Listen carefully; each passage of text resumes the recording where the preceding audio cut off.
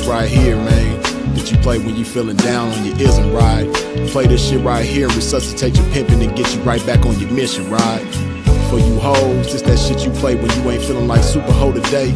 Play this shit right here and spark up your hoeing and get you right back going, you dig? Dig this.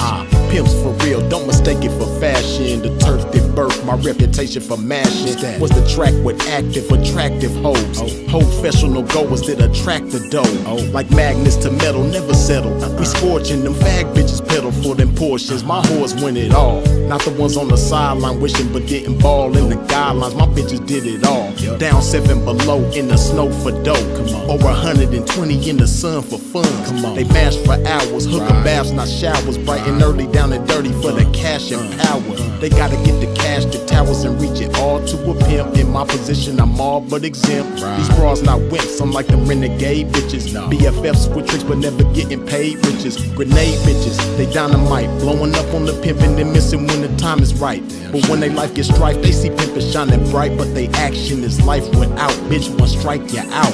Can't stop, won't stop, poppin' pimpin', nigga. Can't stop, won't stop, smashing on these bitches, nigga. Can't stop, won't stop, poppin' pimpin', nigga. Can't stop, won't stop, smashing on these bitches, nigga. Can't stop, won't stop, poppin' pimpin', nigga. Can't stop, won't stop, smashing on these bitches, nigga. Can't stop, won't stop, poppin' pimpin', nigga. Can't stop, won't stop, smashing on these bitches, nigga. See, that's the difference, nigga. The pimpin' mashing for these riches, nigga. Nothing like you master magician niggas. Smoking mirrors with your game, hella extras to reflect the opposite appearance of a lame. Bitches coming from y'all, I can't rock with those. Tender-footed and rooted in them doctor shows. Soft shoe rituals, minute residuals. Papers on life support, your loots and critical. Something I learned about when running my earned route. Then working with turnouts is murdering burnouts. Cause knocking one of you niggas for a scar bitch, that's knocking one of you niggas for some garbage. I'm heartless regardless, empty with sympathy, but banked up to the max with pimpathy. No remedy for me, I'm like this. My life is vice grip, synced in permanent ink. You can't rewrite this. My blood type is P positive, beautifully deposited with a lot of it. I'm popping this shit, and when I pop it so hard I make a trapping ass bad bitch wanna hoe hard. Can't stop, won't stop, poppin' pimpin', nigga. Can't stop, won't stop, smashing on these bitches, nigga. Can't stop, won't stop, poppin' pimpin', nigga. Can't stop, won't stop, smashing on these bitches, nigga. Can't stop, won't stop, poppin' pimpin', nigga. Can't stop, won't stop, smashing on these bitches, nigga. Can't stop, won't stop, poppin' pimpin', nigga. Can't stop, won't stop, smashing on these bitches, nigga. Come on, pimpin', man, pop that shit. Show these sucker niggas they can't stop that shit. Let these hookers know if they wanna cop that shit. Treat the bag like it's hot, bitch, and drop that shit. Dig. And to you hoes, if you ever took a loss, bitch, show these bitches how to bounce back like a boss, bitch. Let them know that the best way to floss, bitch, is reach that paper to some pimpin' hoe and toss it. Can't stop, won't stop, poppin' pimpin', nigga. Can't stop, won't stop, smashing on these bitches, nigga. Can't stop, won't stop, poppin' pimpin', nigga. Can't stop, won't stop, smashing on these bitches, nigga. Can't stop, won't stop, poppin' pimpin', nigga. Can't stop, won't stop, smashing on these bitches, nigga. Can't stop, won't stop, poppin' pimpin', nigga. Can't stop, won't stop, smashing on these bitches, nigga.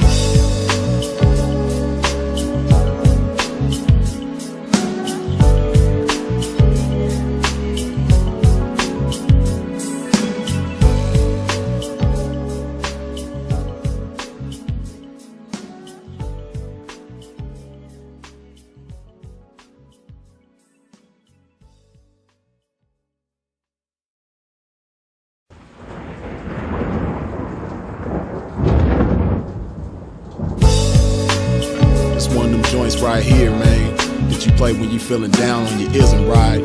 Play this shit right here and resuscitate your pimpin' and get you right back on your mission, right? For you hoes, this that shit you play when you ain't feeling like super hoe today. Play this shit right here and spark up your hoeing and get you right back going, you dig? Dig this. Pimps for real, don't mistake it for fashion. The turf that birthed my reputation for mashing was the track with active, attractive hoes. Professional goers that attract the dough. Like magnets to metal, never settle. We scorching them fag bitches pedal for them portions. My whores win it all. Not the ones on the sideline wishing but didn't ball in the guidelines. My bitches did it all. Down 7 below in the snow for dough. Over 120 in the sun for fun.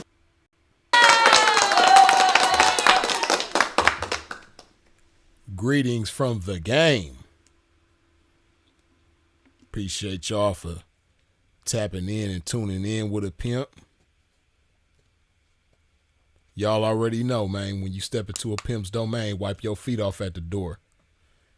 Hit that like button while I hydrate my pimping and put some of this good old love in my body, you dig?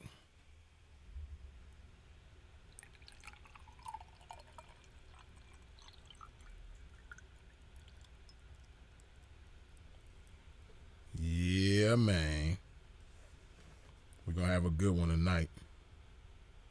As usual, but this one going to be real good.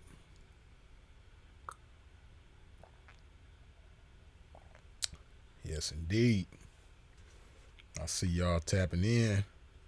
See y'all coming up in here. What's up with everybody?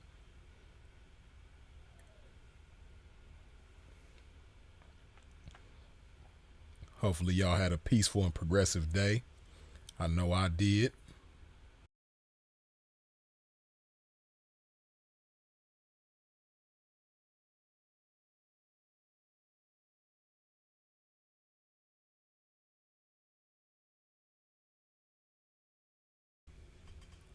All right, man.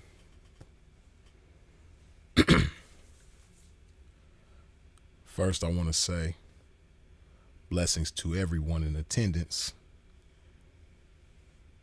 and more specifically, blessings to the ladies in the game, to the 304s, to the real dedicated true stomp downs in the game.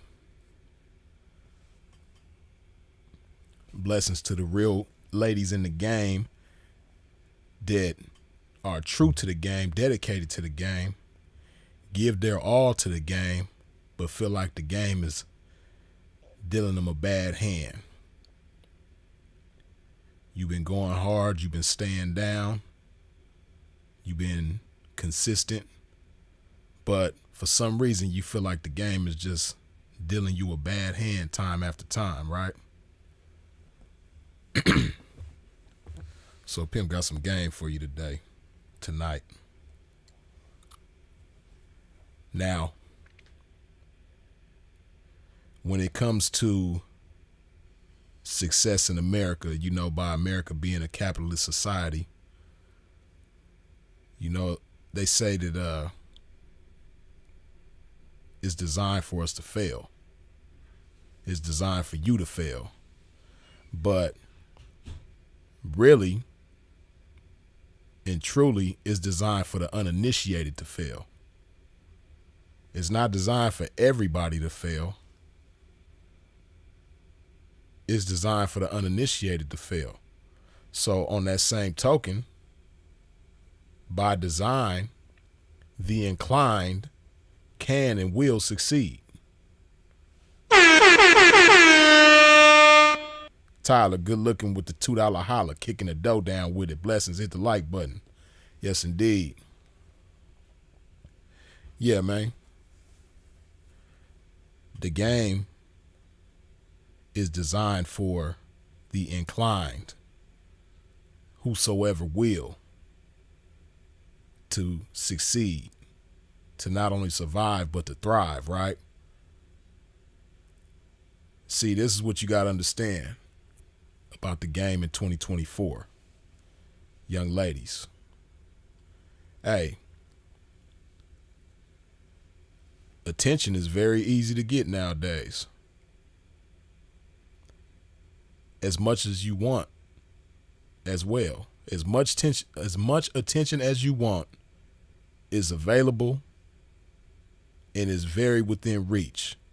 It's an all you can receive buffet of attention going on right now. Well within your reach. Another thing that's easier than ever to get a hold of is money. See, when it comes to getting money, nowadays, you don't have to be very smart to get money. You don't have to be very talented to get money. You don't really have to be the best of anything to get money. All you got to do is be inclined and you can get it. And it's the same way in the game too, right? For the 304s. When you come into the game, you don't necessarily have to have a lot of game to touch more money within the game than you was touching before you got in the game. As a square, or, some of y'all got in the game when you was underage, when you was a teenager. So some of you probably never had a regular job. Then, those of you with that story, you might come from a household where, financially things was tight. And then you get into the game and very quickly you start touching more money than your parents, your grandparents, or whoever you was living with. And definitely touching more money than you yourself ever has in your life. Then some of you did work a 9 to 5 before you got in the game, or, you had some kind of, nominal income, and then you get in the game and now all of a sudden you starting to touch more money than you ever have. Right. So I'm saying that to, further establish in your mind the truth, which is right now in 2024, money is more accessible than it's ever been, especially on the internet, but even off the internet, in the game, in the streets, on the internet, whatever it is, money is more accessible than it's ever been. And you don't, like I said, you don't have to be smart to get it. You don't have to be beautiful to get it. You don't have to be talented to get it. It's right there. Right?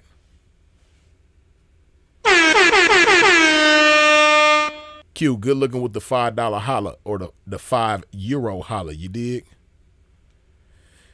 If you were living in a country where prostitution is legal, how would you personally maneuver in that place? I'll touch that after we get through this discussion, man. After we get through this breakdown of this game for these ladies, right? We'll touch on that. But hold that thought. Foreplay Freddie P, good looking with the $5 holla. Respect to the ism, much appreciated. And ebooks, good looking with the $2 holla. For a fee game, not free game. Yes, indeed. Now, even though money is very easy to get nowadays, and you don't have to be smart to get it, you do have to be smart to maintain it, and you do have to be smart to amplify it, to make it grow. Right? And if you want the quality of your life to be good, to be better than it's been before, you have to be smart, and you have to have the mindset that the money is going to serve you. See, it's a lot of chicks in the game, they get wrapped up in the game, and before you know it, you serving the money. If you come from a situation where you was working a fast food job, or, again, if you got in the game when you was a teenager and you wasn't making no money at all, then all of a sudden you get into the game and you start touching, thousands of dollars on a daily basis, even, hundreds of dollars on a daily basis, because a lot of squares don't even do that. Your mom and your dad don't even do that. Most people, ain't touching, $500-600 a day, even though in the game, that's not great, but you can get by with that. And if you smart, you can do, some things even with that. Right? But see, this is why people say the game is designed to fail, and why I say, it's the uninitiated who fail. See, they make it real easy to get money, and they make it real easy to get attention, right? So as a young lady in the game, money and attention is real easy for you to get, but guess what else is also easy for you to get? Guess what else is also easy for you to acquire in the game as a 304? Alcohol problems. Just like it's easy for you to touch money and it's easy for you to get attention, it's easy for you to acquire an alcohol problem. It's easy for you to acquire a Percocet problem. It's easy for you to acquire a powder problem. It's easy for you to acquire a methamphetamine problem. It's easy for you to acquire a fentanyl problem, right? And see, like I say all the time, when you stand for less, you fall for more. So if you don't stand for guarding yourself against these things and being mindful of the fact that these things are very well within reach and very easy to acquire, especially for those who aren't mindful about it, if you don't stand for guarding yourself against these things, then you will fall in the face of these things, like many do. A lot of you young ladies, this either watching right now or gonna hear this video on the replay, you got into the game, you start touching some money, more money than you ever did in your life before, and it was real good. And you never tried a drug ever in your life before you got in the game. You never had a sip of alcohol, or if you did, it was very minimal and it was, socially before you got in the game. You never had a gambling problem before you got in the game, right? And see, you start touching this money, and in the midst of getting this money, if you don't have folks and you ain't never had no folks, you never had a guy that you was handing it over to, you had some HPs, some 304 partners, as you call them, right? Some renegade buddies. And, they either might have introduced you to the game, to the lifestyle, or once you got into the lifestyle, you came across them shortly thereafter. And they was already active before you were. So, just like many other ladies in the game, these chicks that you became cool with, they like to do certain things that you ain't never done before. They like to do lines of meth, lines of powder. They like to pop perks. They like to smoke fentanyl. And like I say all the time, you are what you eat. So just like you put food in your body and that food becomes you, the people that you put in your company also becomes you. So if you spend enough time around somebody that's doing these drugs, you might not try it the first time, you might not try it the fifth time, but as you continue being around these people, eventually it's inevitable. You're going to try it. Especially don't, that's all it takes. All it takes is for, you to be kicking it with your HP. You ain't never got high before. You ain't never even been drunk before. You done been a little tipsy before, but you ain't never even been drunk before. And, you totally sober. And your HP, she get high on whatever she like to get high on, and she get loose and she vibrant. And, next thing you know, she has a beautiful night financially. She check more money in a day than you normally check in a week on this particular night. She might have a $5,000 night, and she feeling herself, and you know, that energy is contagious. So you want to get on her level. And you telling yourself, damn, I'm going to try this, but, it won't hurt to try it one time. I ain't going to make it a habit. And see, you thinking about the pros, but you're not thinking about the cons. You thinking about what you gaining as far as pleasure and, getting on the level of your friend and having the same energy and all that type of stuff. But you're not thinking about the potential problems that can come with what you're trying. You're not playing chess. You're not thinking about how this first move that you about to make right now is going to affect 10 moves, 20 moves, 100 moves down the line. You're not thinking like that. And it's understandable because you're young and you ain't ever tried this before. And not just that, but you've never seen the downfall of somebody who tried this one time and, their life ended up in shambles. You don't have a point of reference when it comes to that. So your only point of reference is right now, you seen your homegirl, pop a pill, do a line, get drunk, and then, came across a trick, did all this stuff with the trick. She got high with the trick. She got drunk with the trick. And then now she made a $5,000 night. That's your only point of reference when it comes to these drugs. So you like, damn, I want to get on her level. And so you try it, but you didn't anticipate how good that shit was going to feel. You didn't anticipate what it was going to do to your body, what it was going to do to your mind, how sensational it was going to be. You never anticipated that this feeling from these drugs is like nothing you've ever felt before.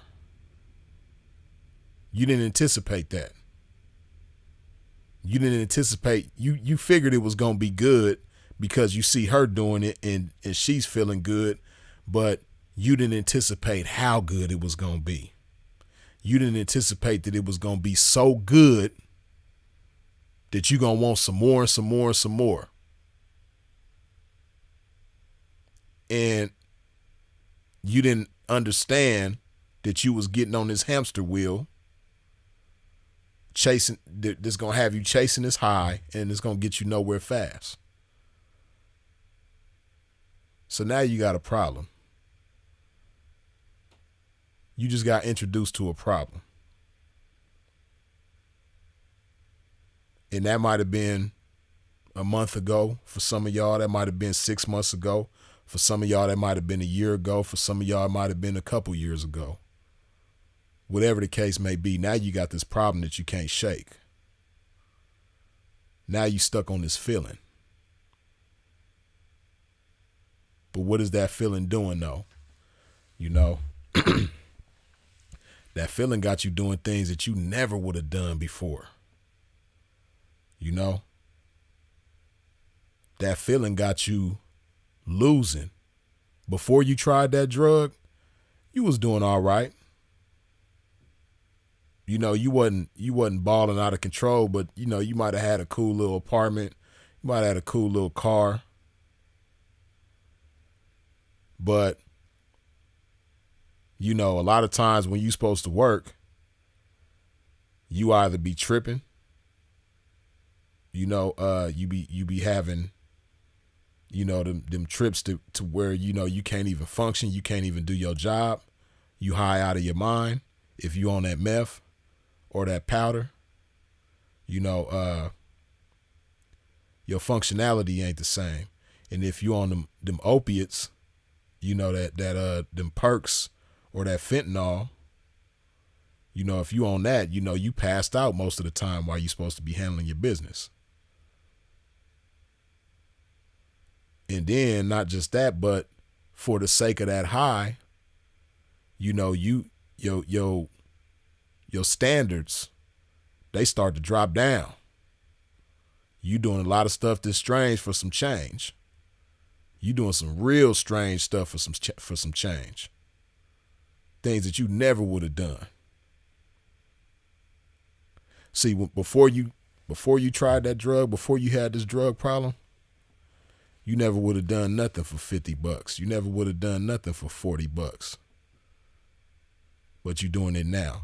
Before you had this drug problem, everything involved a rubber. Some rubber protection. Everything involved that. But now that you got this drug problem, it's okay. I'll just do it this one time without the rubber. The next thing you know, it's every other time without the rubber. Then it's 80% of the time without the rubber.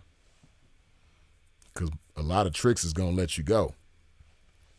A lot of tricks, that's what they want.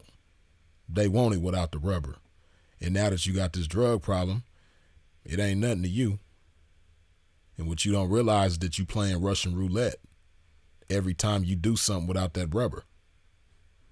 Right?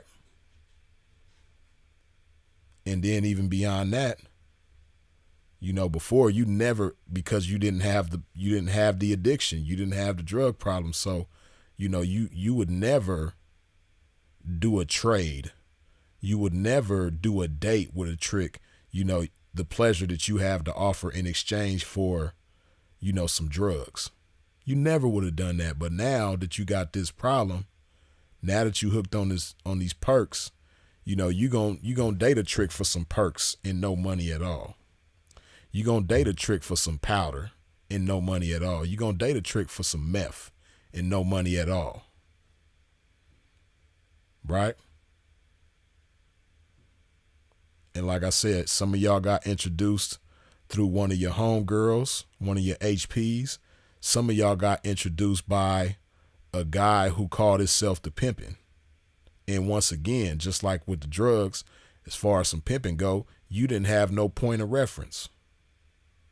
You got into the game, excited, well-intended, sparked up, and you just knew that, life was going to be great from this point, because the pimping got you out of poverty. You was going through it. Shit was rough. Then you got with this guy, you chose up with him, and now, instantly things done got better. He done put you in a better place to live. He got you ride in a certain type of vehicle. Life done, improved almost instantly. So like I said, in that case, the money start coming real easy. But what also came easy is, that habit. And see, a lot of times with that guy, he gonna get you addicted to something quicker than your HPs. You know what I mean? Because, a lot of chicks, you gonna be more, a lot of you chicks who ain't never done drugs before, you gonna be more inclined to do it when your significant other wants you to do it with him while y'all, being intimate with each other. While y'all in bed. Yeah, baby, do one of these lines with me. Pop one of these pills with me. And my brother Sinful to P, he liked to say, when a man's manhood was alive, he brain dead. But see, for a lot of you chicks, you the same way. You know what I mean? When you get aroused, you let your guards down. And when your guard is down and you aroused and you stimulated and everything like that, it's real easy to get you to, do a line or pop a pill. And you think it to yourself, just like with your HPs, like, oh, I'm going to just do this just this one time. It ain't going to turn into a problem, though. The next thing you know, you and this guy, y'all addicted together now. Because what you got to understand, the HP, they want you to get high with her. This dude that you call your folks, who call himself the pimping, they want you to get high with him. What you got to understand about them is that they get high because they miserable. And misery loves company. They want you to join them in their misery. So that's why they introducing you to this shit. right? Shit is boring doing it just by themselves. So they want you to do it with them. Now they got a friend. Now they got a comrade. They got a partner in crime. So here you are with this habit. Time goes on. The habit gets worse. Your life gets worse. You're not handling business the way that you're supposed to be. You know, Tricks is taking advantage of you. Because drugs is involved, you putting yourself in dangerous situations. You getting high with Tricks. You know, and because you getting high with Tricks, you know, you already know when somebody has an addiction, the likelihood of them being crafty is very high. So you trying to be crafty with the Tricks is trying to be crafty with you, and you know, you dealing with a man though. You know, your crazy and his crazy might not be on the same level. Sometimes your crazy might exceed his. And you might have to defend yourself against him and end up putting him down and deleting him, and now you got a whole nother situation. You know what I mean? See, people don't talk about them kind of situations much, but that type of stuff happens too.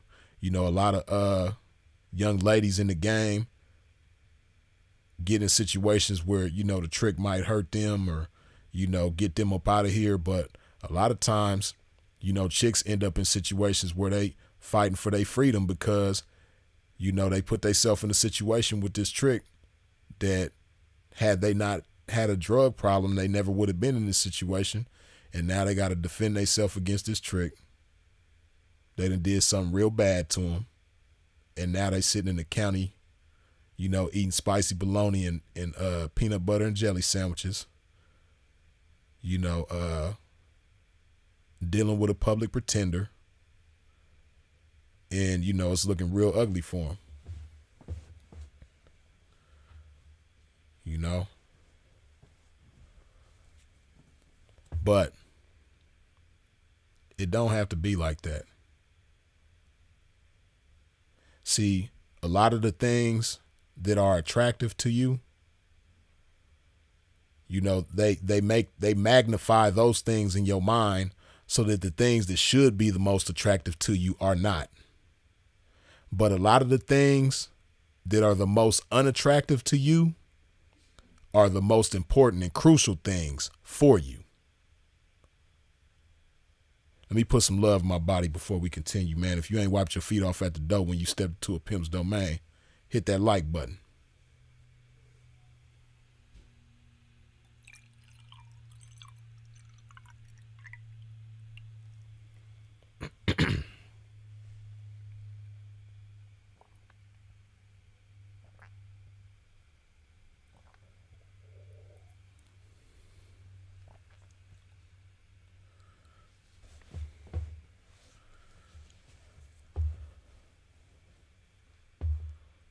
Some of the most attractive things to you can be good for you. But you know what they say, too much of anything can be a bad thing. I don't believe that with everything, but too much of a lot of things can be a bad thing. For some people, too much money can be a bad thing. And too much money for some people don't have to be a lot of money. But if you a fool with money, money only affords you to be more of a fool. Money don't afford you to build. Money doesn't afford you to be progressive. Money doesn't afford you to be a blessing, not just to yourself, but to the people around you. It don't afford you to be a blessing to your kids or your family or any of that. It just affords you to be more of a fool. So if you got a drug addiction, then you having more money only affords you to be more of a fool when it comes to that, right? And a big part of the reason why this happens is because, like I said, some of the things that should be the most attractive to you that you find the least attractive is the most crucial for you. And one thing that's crucial for you to have, if you want to be happy, one thing that's crucial for you to have, if you want to have long lasting success, one thing that's crucial for you to have, if you want to have fulfillment in life with a happiness that's not just fleeting, like the happiness you get from sensation, but happiness that's going to last. Something that is very unattractive to a lot of you young ladies that you really need to have, that you need to become friends with, that you need to become accustomed to, is this thing called, you ready?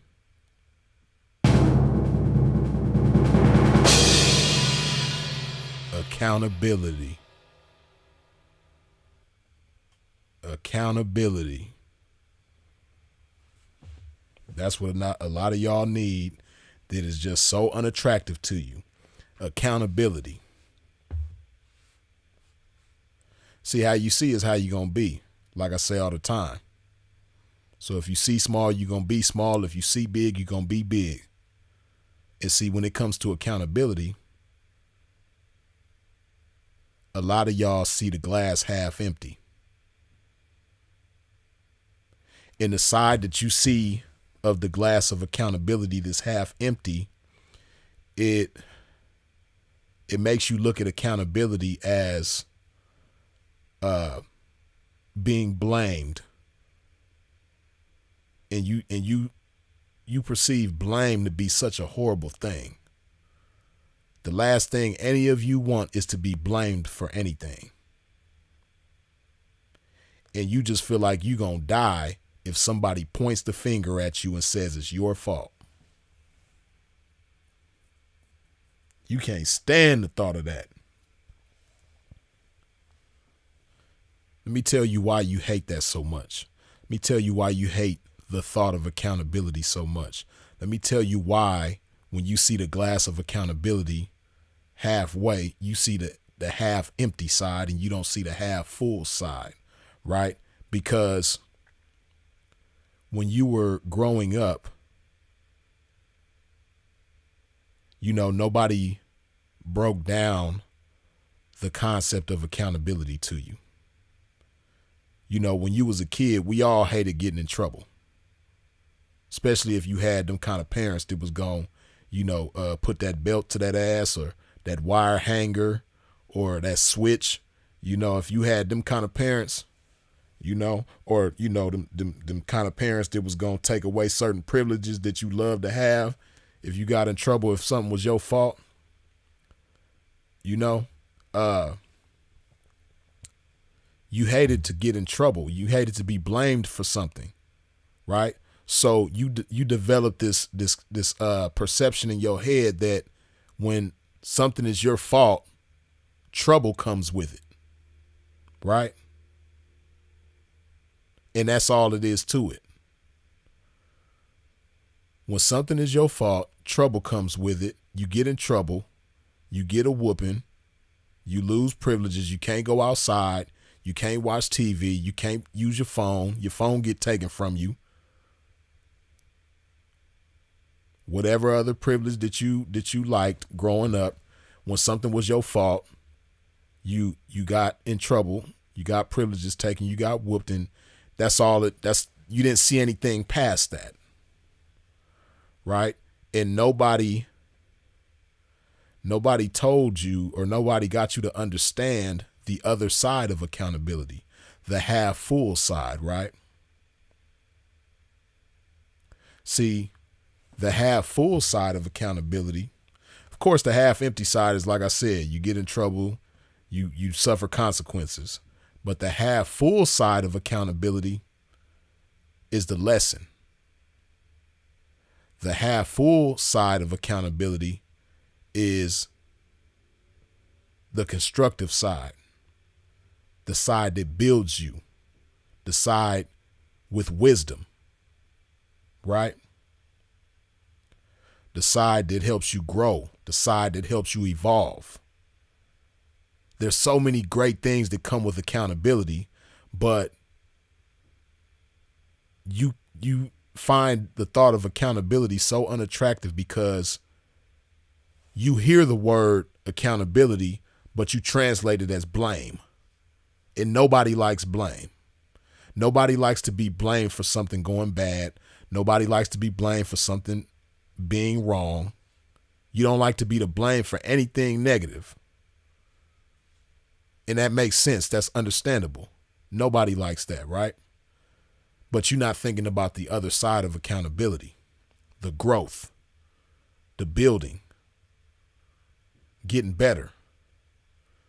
See, what you got to understand is when you make mistakes, and we all make mistakes, nobody on this planet, this breathing, nobody that you've ever known, whether they still here or they gone now, nobody that you're going to know in the future is exempt from making mistakes. You and everybody you know, everybody you cross paths with, everybody whose existence you're aware of makes mistakes. Beyonce make mistakes. Jay-Z make mistakes. Michelle Obama and Barack Obama, they make mistakes. The Queen of England, before she got up out of here, she made mistakes. Everybody you can think of makes mistakes. So when you understand that, it makes it a little easier for you to embrace the concept of accountability. Right? And see, back to all these problems that you developed once you got into the game, right? You know, the way things are set up is set up for you to never hold yourself accountable. See, that's what you don't understand. The powers that be, the government, the police, the court system, they like the fact that you hate accountability. You know, the dope man, the perk man, the weed man, the liquor store man, the meth man, the powder man, they all love the fact that you hate accountability. They want to pull you further and further away from accountability, as far away from accountability as they can. They want you to stay as far from it as they can keep you away from it. Right? Because guess what happens while you over there with these addictions and this stuff that's holding you back and keeping you down, the shit that, you know, made it where your family don't mess with you no more. You done lost your kids to the system because of these drugs. Your mama, even though she love you, she don't trust you. So because she can't trust you, she don't want nothing to do with you. Your grandma the same way. Everybody in your family, your siblings, don't nobody mess with you. Because even though they love you, they can't trust you. And that's the way the dope man love it.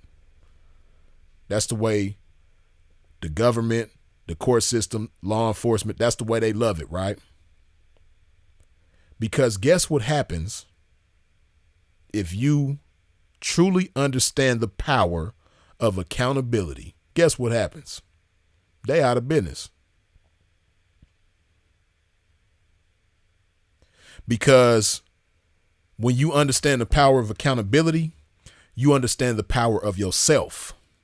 You understand that when you hold yourself accountable, you empower yourself. That's what comes with accountability. When you hold yourself accountable, not only do you acknowledge your blame, and it is blame, even though you don't like the thought of blame, you don't like the word blame, you don't like the feeling of blame, but blame from forces outside yourself don't matter.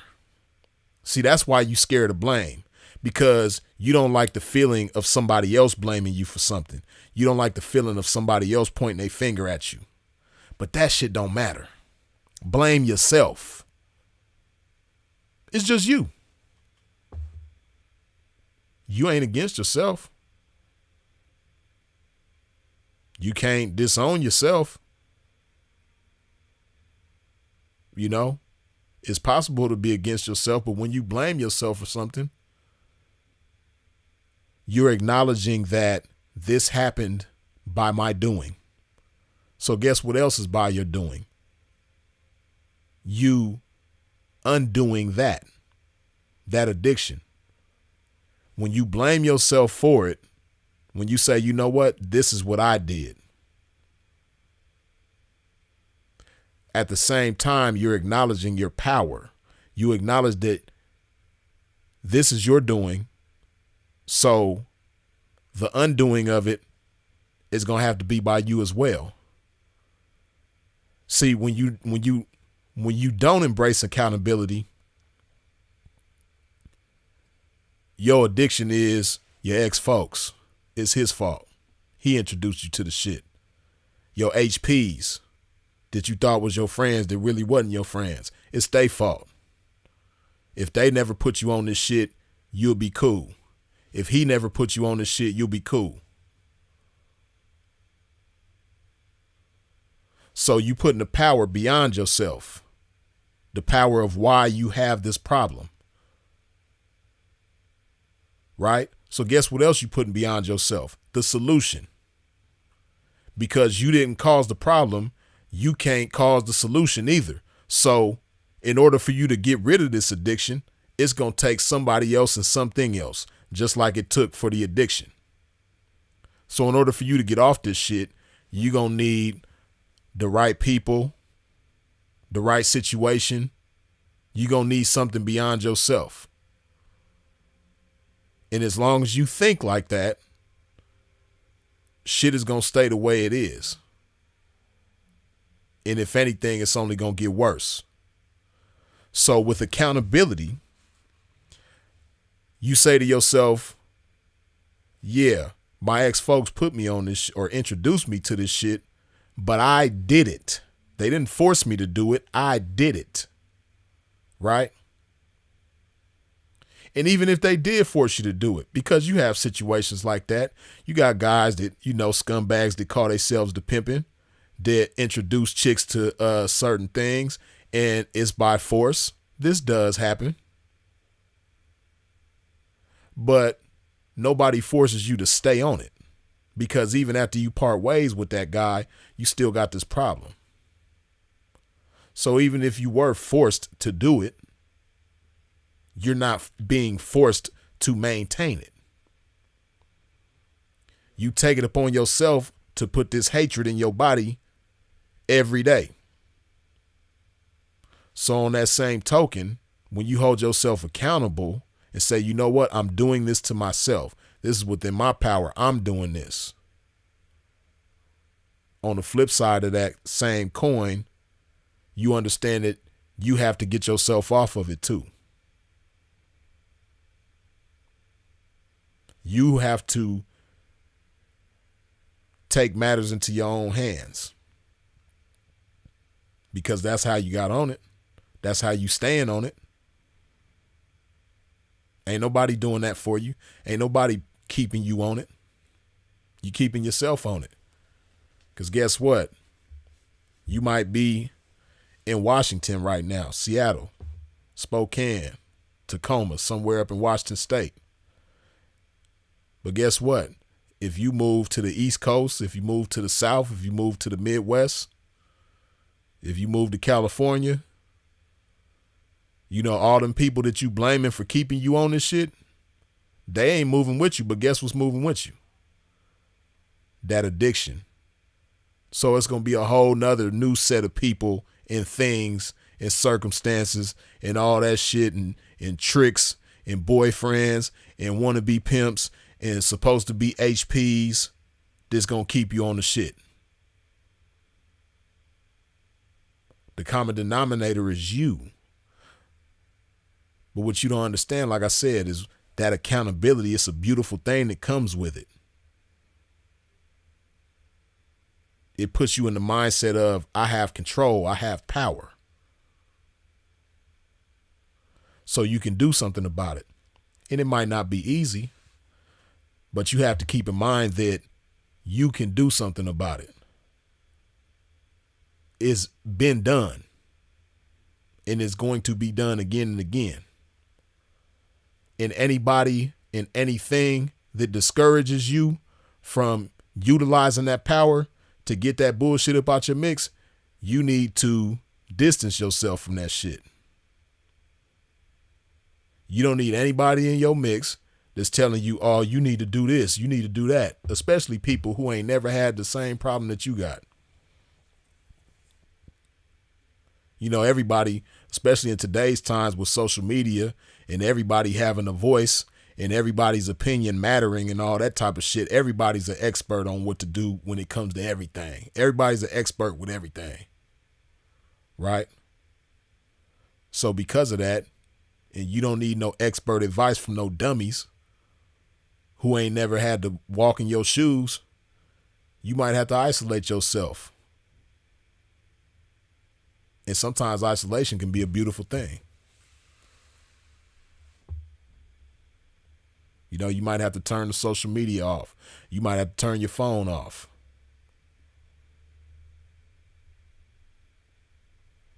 Definitely gonna have to change your phone number. The plug and all them people you was getting high with, they can't reach you.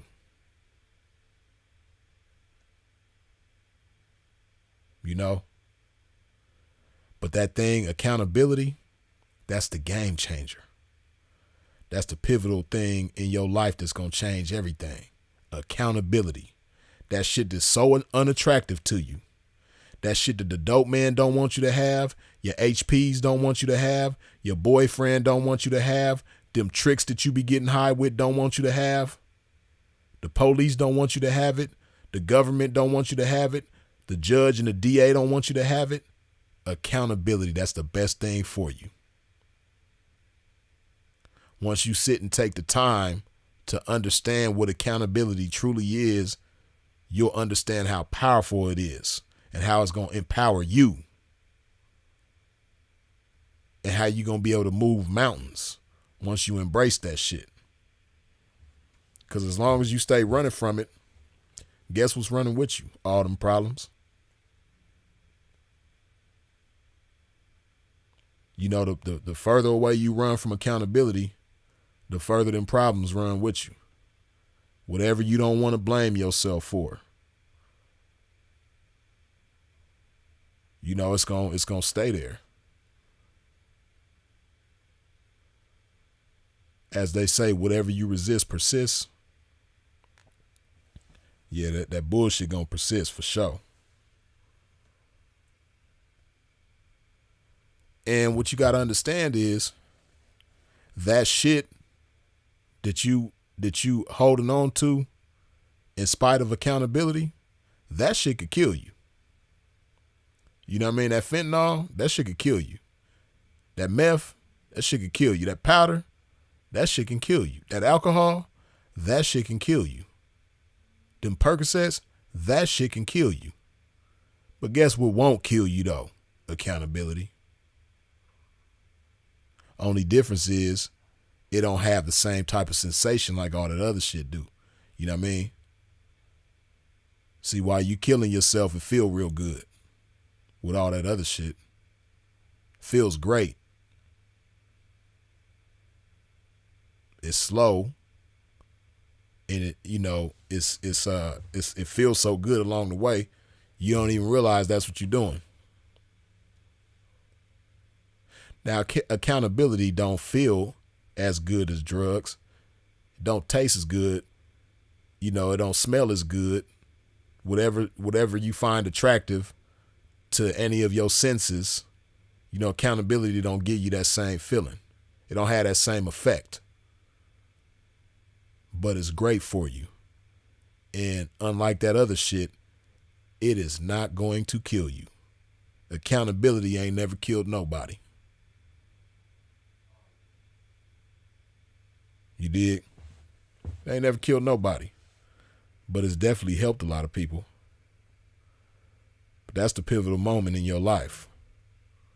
Once you understand the power of accountability, you're going to say to yourself, damn, not only have I been running from this shit, but I've been running to everything that's been discouraging me from this shit. You dig? And then some of y'all, you might not have drug and alcohol problems or gambling problems or, any of those, the typical vices that a lot of people in the game have. You might not have those kind of issues, right? But you might be at a point in the game where you're supposed to be doing a lot better. You're supposed to be you're doing all right. You're doing cool. You know how to, you done got to the point where you know how to make 800-900 a day consistently. On a good day, 12 to 1500. You know what I mean? And every so often, you'll have an even better day between 2,000 and 3,000. But you got that 800 to 900 a day down. You know how to do that consistently and confidently, right? That's no problem for you. And you might even have some real good pimping in your life. You might have some great folks with all the game in the world, all the wisdom in the world, done made every respectable mistake in the game that he could possibly make, so that now that you done got with him, he's you done got with him hundreds of 304s later. So the same shit that the first 304 had to go through with him, or even the 20th 304 or the 50th 304, you know what I mean? You number 400 and something. So, and even at the 400 something 304s, this man ain't lost his mind. He ain't crazy. He ain't on drugs. He ain't on alcohol. He ain't a gambler. He not no trick. I'm talking about some real straight lace, stand up, stomp down ism. You got that in your life, guiding you and leading you, right?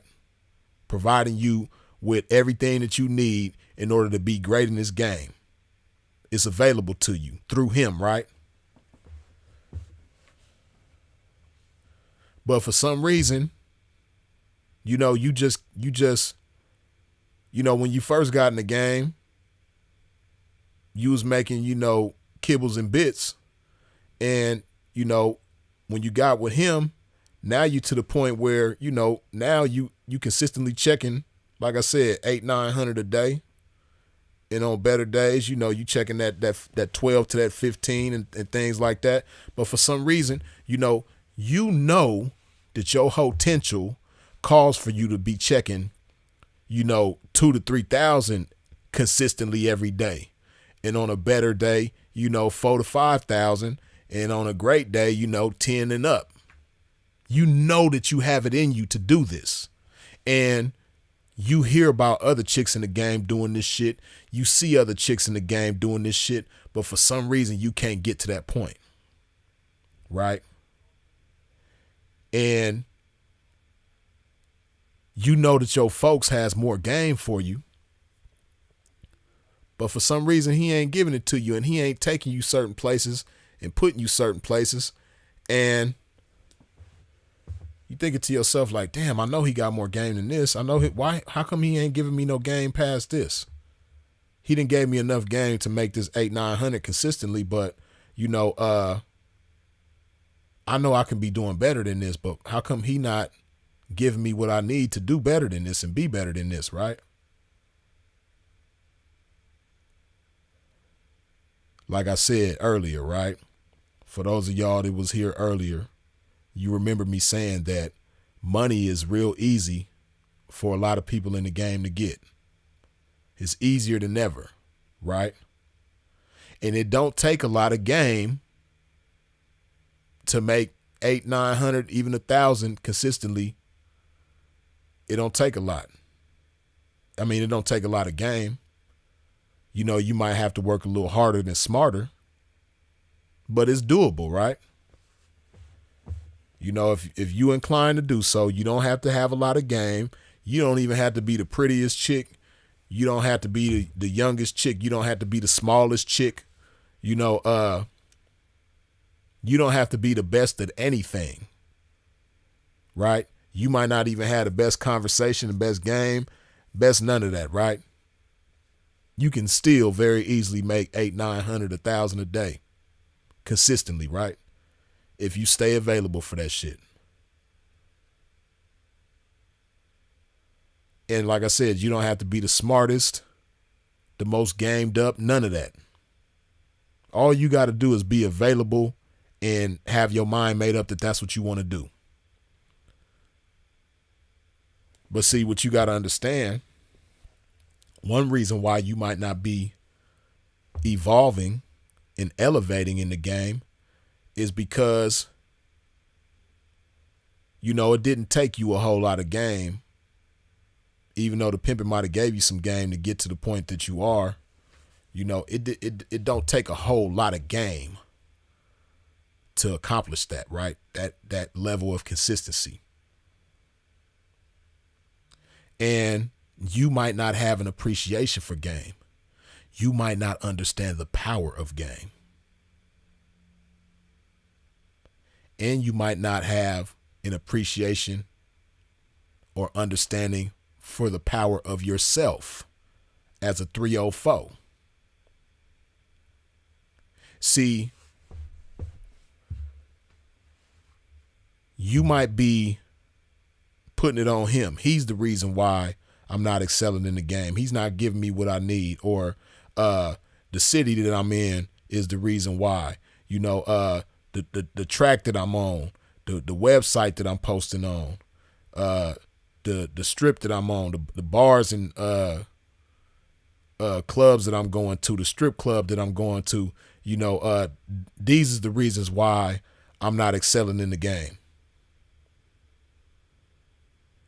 And see, the problem with that mindset is, you putting you making your success in the game dependent upon things beyond yourself. See, the pimping is something beyond yourself. The location that you in get money is something beyond yourself, right?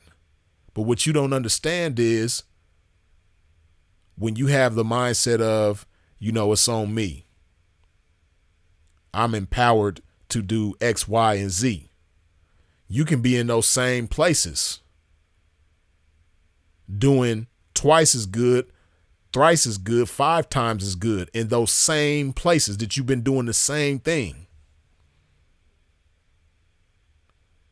If you had an appreciation for game and you understood that, the success depends more so upon you than where you are or who you around or who you dealing with. It depends upon you. Just like in a classroom. In a classroom, you might have 30 students and you got some students in that class that have an A, and you have some students in that class that have a C, and you have some students in that class that have an F. Right? And the student in the class who has an F, they blaming everybody else and everything else. Oh, I don't like the teacher. I don't like the way she talk, or I fell asleep in class and she put a bullhorn up to my ear that was real loud, and she disrespectful. I don't like how she did me like that, and then she embarrassed me in front of everybody. So it's her fault that you have an F. But whose fault is it that you fell asleep in class? Whose fault is it that you're not doing the work? Whose fault is it that you're not studying? Right? Whose fault is it that you're lazy? Or you might be working hard, but you don't like to listen and you don't like to pay attention. So your test scores is low. The answers on your work be wrong all the time. because you don't have an appreciation for game. You don't like to learn. You like to lean on your own understanding. And you think that you're smart enough to figure everything out just because you're you. But that student that has an A, they understand their power. They hold themselves accountable. If they get an F on a test, it's something that I did. What did I do? What did I not do? Did allow me to have this outcome? You know? And so they understand the power of accountability, and they understand the power of game.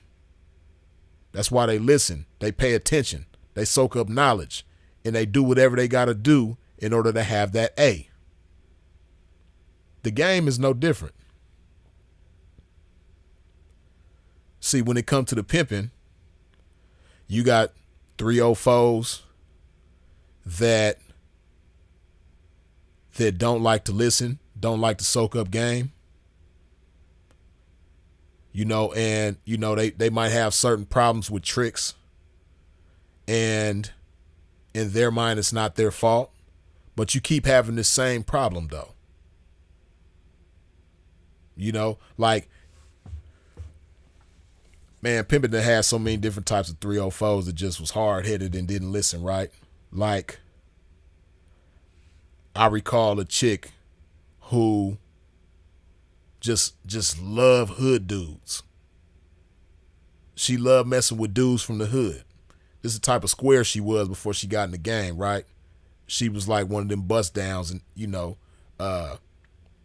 from the hood that just like, you know, getting, if she see a dude with a Cuban link on and, you know, a fresh haircut and a nice outfit and a car, you know, with a nice sound system and things like that, you know, cool little Charger or, you know, Impala or something like that with some rims on it, you know, she her nose is wide open. She going for it, right? So when she come into the game, you know, pimping is explaining to her like, you know, you gotta you can't be like that in the game. The type of guys that you find attractive in your neighborhood, you know, those guys don't make for good tricks. And they might try to portray themselves as tricks, but you know, they got something up their sleeve. You know, they think they too fly to trick, but they still want to have you. So they're going to try to con you out of your box. They're going to try to con you in order to have their way with you. So you need to leave guys like that alone in this game. Right? So pimping done gave her the game, but she don't want to listen. So she tried to date one of these type of hood dudes. He pull a gun on her and rob her. You know what I mean?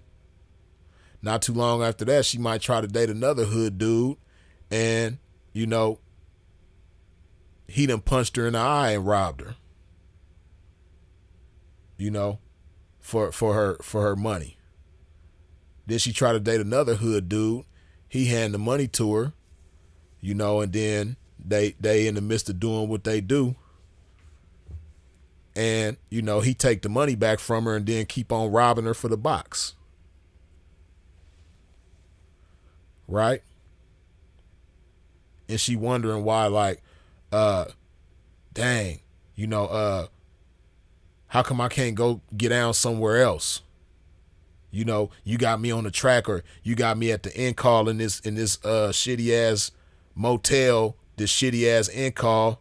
You know, how come I can't move around? How come you can't take me to the upscale area?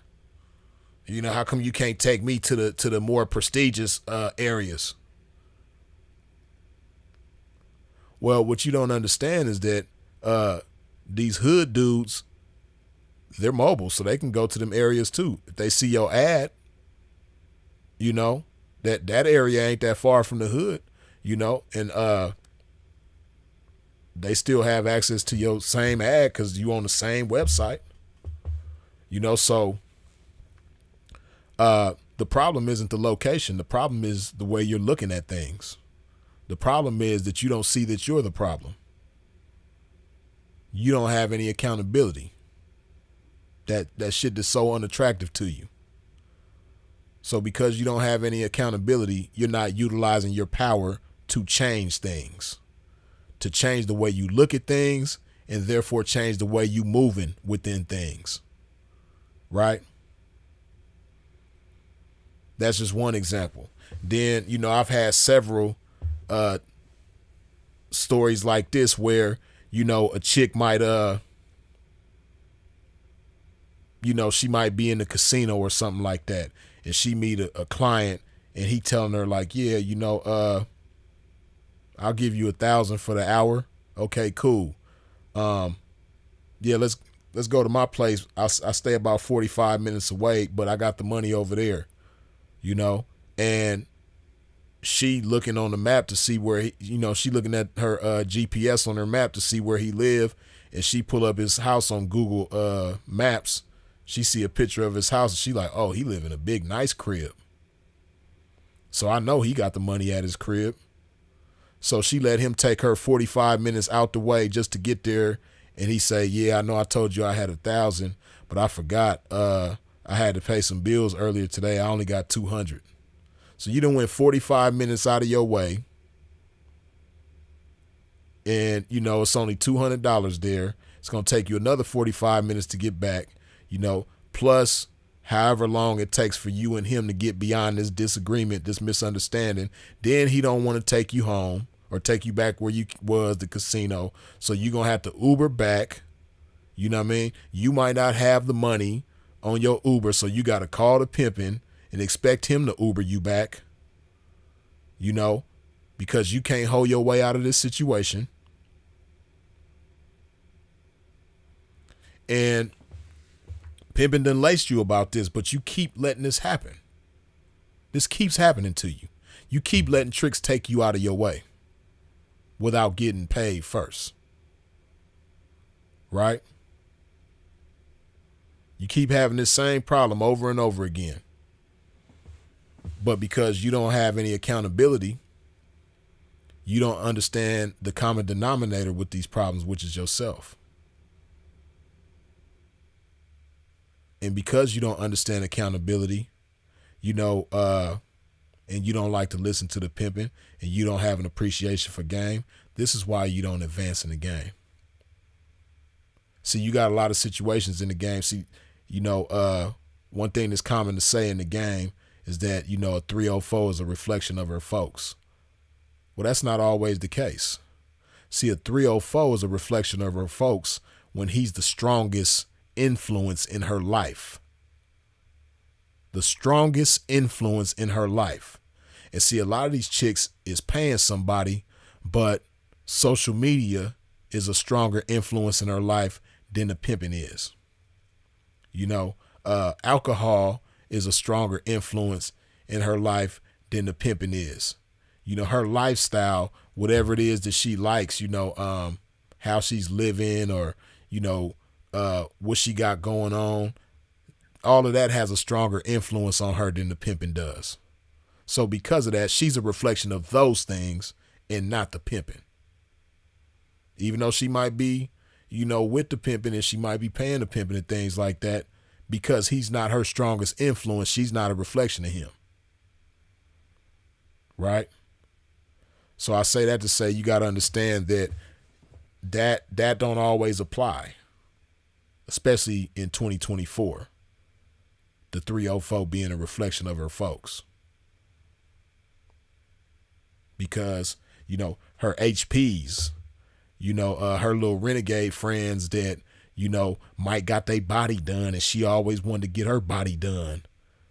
So they have a stronger influence on her than the pimping do. Right? It's just so many things that might be pulling at her.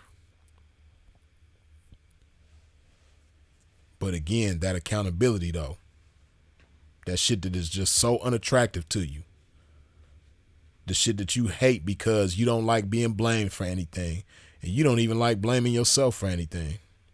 Nothing is ever your fault. When things go bad, it's always the next person's fault. It's always something and somebody else other than yourself. So, accountability. You need to become well acquainted with that shit. You need to make accountability your best friend. Because it's going to treat you better than them other friends you got. You know, that boyfriend you got that call himself a pimp, them 304 partners that you call your HPs, that trick that you like so much for, you know, various different reasons. Yeah, accountability is going to do you much better justice as your friend and all of that shit. If you ain't wiped your feet off at the door when you step into a pimp's domain, please do so now. Hit that like button while I put some love in my body. It's good. H to the Izzo.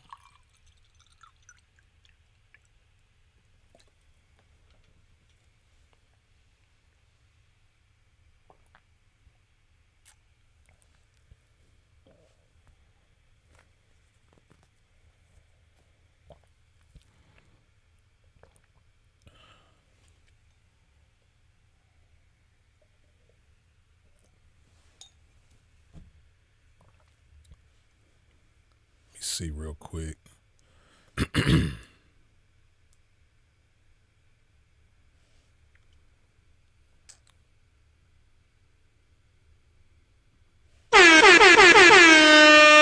Gloria Richardson, good looking with the $20 holler. Listening, dig that.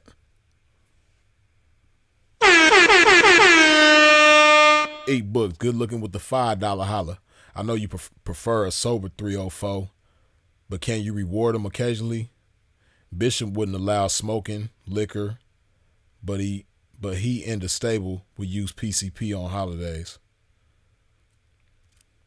Nah, you know, see, that's one thing that's kind of unfortunate with our culture is that we the things that we identify as fun shouldn't be fun. And there's other things that can be just as fun and healthy at the same time. And not, where we not putting hatred in our body. You dig? Now, I'm not see, God didn't make me stronger than everybody else. You know, God didn't make me, he didn't put something in me that any other right-minded person doesn't have in them. The same things that they have in them, I got in me, right? The same thing that you got in you, I got in me, and vice versa, right? The same fundamental things, right? So with that being the case, we all have the mental capacity that will allow us, if we're so inclined, to not be attracted to certain things. You know, I don't see that as a reward. Like me, I don't reward myself with intoxicants. You know, I don't reward myself with any type of drugs. Because you call yourself like how you say PCP, right, on the holidays. You know, the bishop also talks about, you know, a lot of the wrong that came about in his life as a result of doing PCP.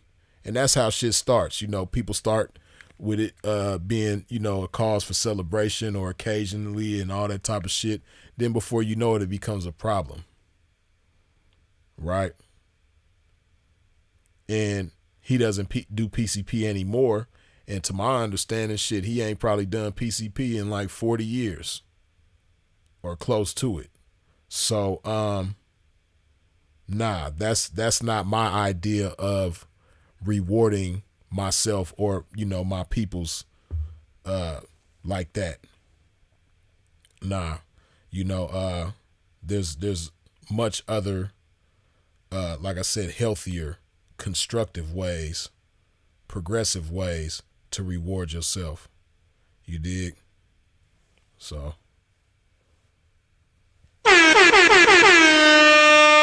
Three the harder way, good looking with the $2 holler. Is chipping when a P sleeps with a 304?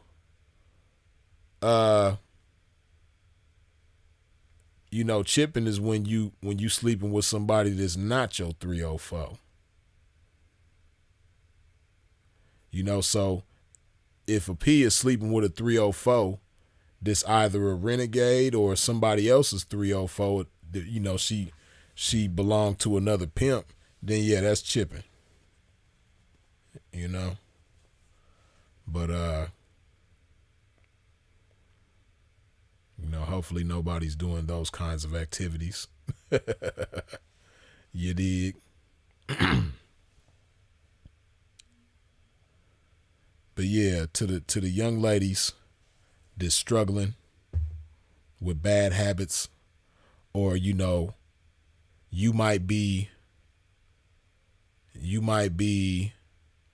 productive in the game, but you know that you can be more productive. One, and then two, you also know that you're working a lot harder than smarter. You're supposed to work smarter than harder. You need the hard and you need the smart. You need both of them. Some people say smarter, not harder. I don't believe in that. I believe in smarter than harder. You're going harder, but you're going smarter than harder, right? But, you know that you can be doing greater things in the game.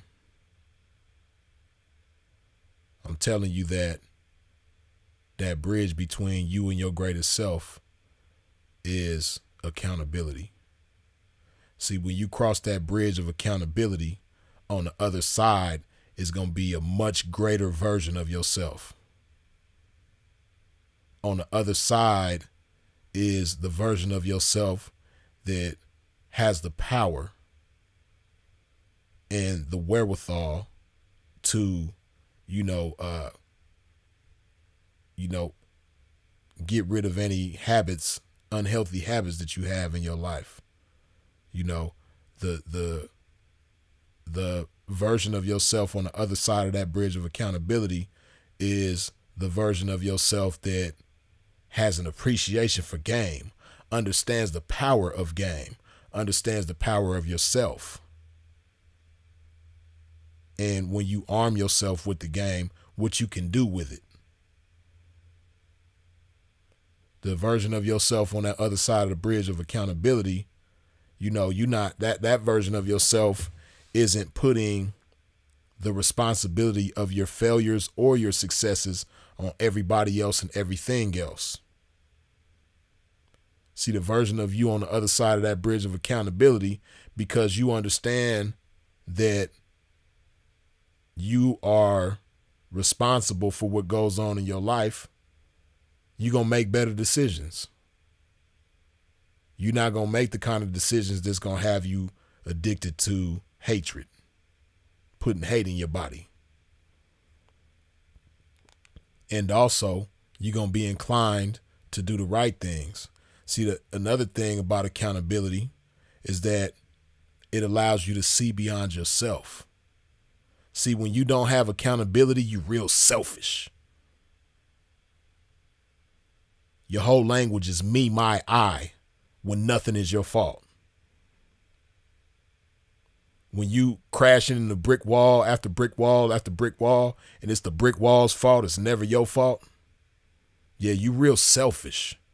But see, when you have accountability and you understand the power that you have to make things happen, whatever you put your mind to, then you can be a blessing not just to yourself, but to others as well. See, what you don't understand is being of service is one of the greatest things you could do in this life, right? And without anybody to serve, without any loved ones to serve, without anybody that's near and dear to you to serve, 9 times out of 10, you're not going to be your greatest. You're not going to be your best because you don't have that inspiration, that motivation that you need in order to be your best. And that motivation oftentimes comes from people that you love and care about, who you want to do something about to make their quality of life better. See, when you're selfish and you don't have accountability, You know, when you got on drugs, when you start doing them drugs and your kids got taken from you, that ain't your fault. Your kids being in the system, that ain't your fault. And because it ain't your fault, you know, it's not going to be your fault that they get out the system neither. It's not going to be your fault that they get back in your life neither, that they get back around their mama.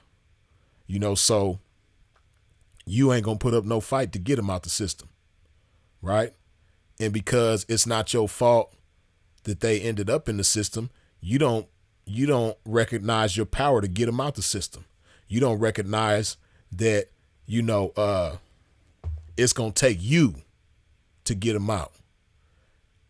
You think that in order for them to get out, you know, the judge got to find favor upon you in some type of way. The judge just got to be on his good side that day. You know, the judge has got to be in a good mood, you know, but it's beyond your control. It's nothing you could do about it. It's all on the judge. Right? And see, as long as you have that mindset that it's beyond your control and you don't take accountability and you remain selfish, you don't have that go hard. You don't have that extra kick. You don't have that nitrous button that's going, you know, kick in and make you go harder and smarter. Right? On the other end, when you have some accountability about yourself, like, damn, you know what? My kids is in the system because I'm addicted to this bullshit. I've allowed this addiction to get the best of me. So I'm going to get the best of this addiction. I'm going to get over this shit. And then I'm going to do everything within my power to get my kids in my life. See, now the focus is not, you know, what the judge will and won't do and what the system will and won't do, what they'll let you do and what they won't let you do. The focus is now what you're going to do, what you are going to do about it. And when you have the mindset of what you're going to do about it, then shit start getting done. Shit start moving. Because now you're fighting for something bigger than yourself. Now you being of service to your kids. So because you're being of service to your kids, you doing stuff that if you didn't have no kids, you probably wouldn't be doing. You probably wouldn't care that you was on drugs if you didn't have no kids. You probably wouldn't care that you was on drugs if you didn't have a mama that needs you, a father that needs you, a grandparent or a sister or a brother that needs you, niece or nephew that needs you. See, when you understand that there's somebody that's near and dear to you that needs you, and you respect that need, and you appreciate the person with that need, and you love the person with that need, then you're going to be of service to that individual. Whatever got to get done is going to get done for the sake of their well-being. But again, that's going to come with accountability. You know, shit is going wrong because of what I did and what I'm doing. So on that same token, shit is going to go right because of what I'm going to do, what I will do, what I'm doing from this point forward.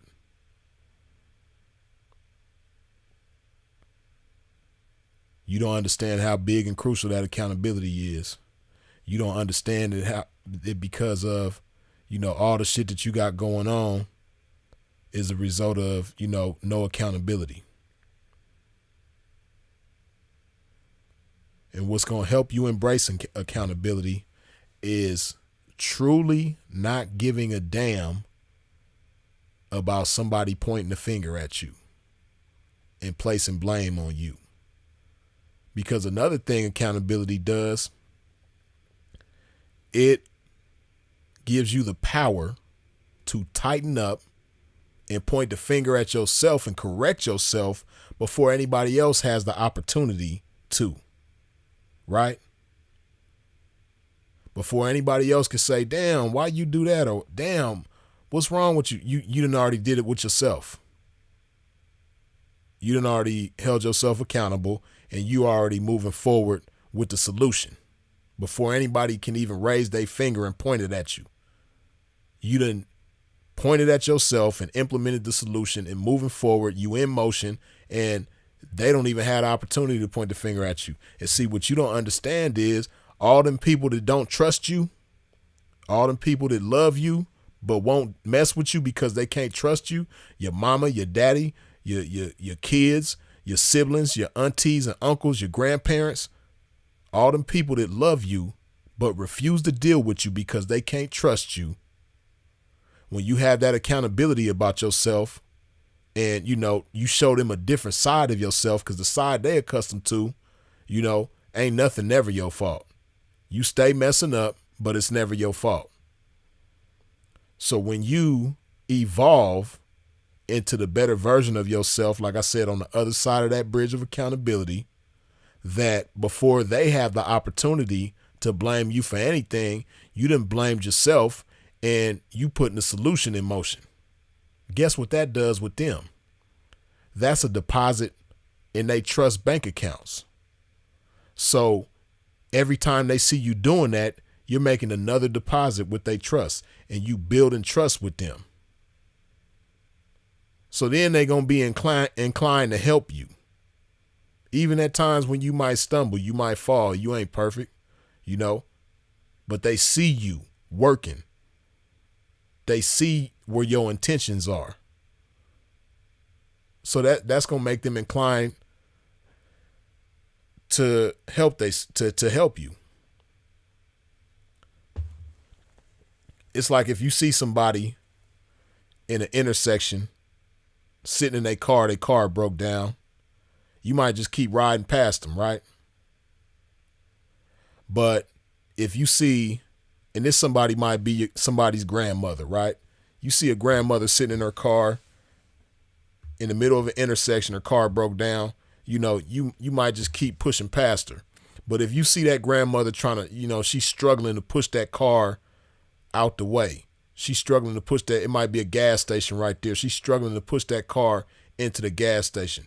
You're going to be more inclined to help her because you see her helping herself, right? You see her implementing the solution, which is getting that car out the middle of the street and getting it into that gas station. So if you see her helping herself, you're going to be more inclined to help her than if, from what it appears, she's not helping herself. Right? So, accountability.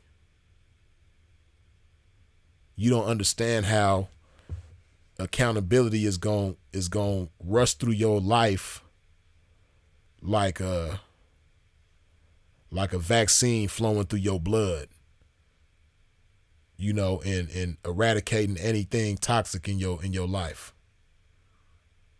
That's how accountability is going to do. It's going to rush through every aspect of your life and make shit better. Just that one thing, accountability. That one thing that you can't stand, and that one thing that everybody and everything in your life is trying to keep you away from, because they know that once you have accountability, you're going to be great. So they want to keep you away from that greatness. Yeah, that one thing is going to change everything. Accountability.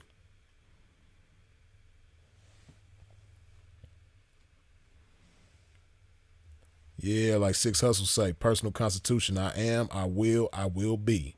You dig? Absolutely.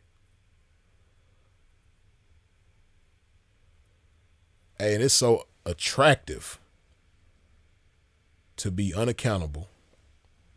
It's so attractive to do the Barry Sanders with blame, to spin and dodge and shake whenever you see accountability. That shit is so attractive. And there's so many young ladies that, you know, they shit seem cool now because it's one big party. But when the party ends and you so accustomed to not holding yourself accountable for anything, it's gonna end in a bad way. Even for chicks who might be checking a whole lot of money. It's some young chicks right now, man, that is checking more money than they know what to do with. They touching a whole lot of money. But, they don't understand the concept of accountability either. So if they spend too much money, they still got a lot of money, so it ain't no problem. If they got some terrible spending habits, it's cool because they can make it right back. But see, it's so many proverbs before us to learn from, man. How many professional athletes, black ones in particular, have we seen go broke? Who done touched millions, some of them hundreds of millions of dollars, go broke? How many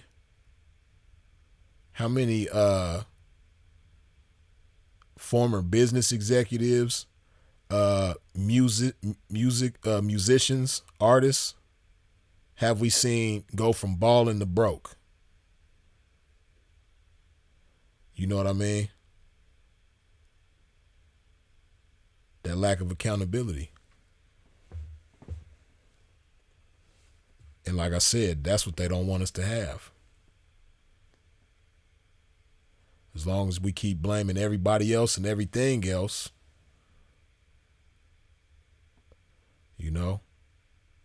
shit gonna stay the way it is.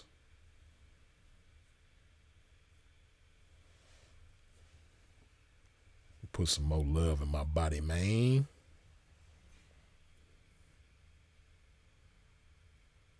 If you ain't wiped your feet off at the door when you stepped into a pimp's domain, please do so now. Hit that like button.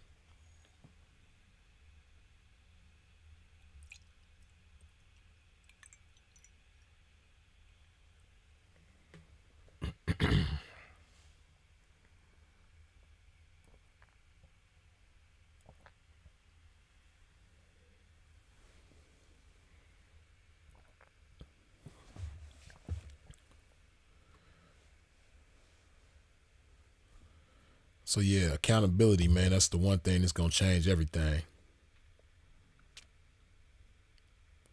To them chicks that, that's in the game right now and you got a drug habit that you want to shake so bad that you having so much trouble shaking. Accountability. Understand that just like it's you that's maintaining it, it's you that can get rid of it. It has to be you to get rid of it.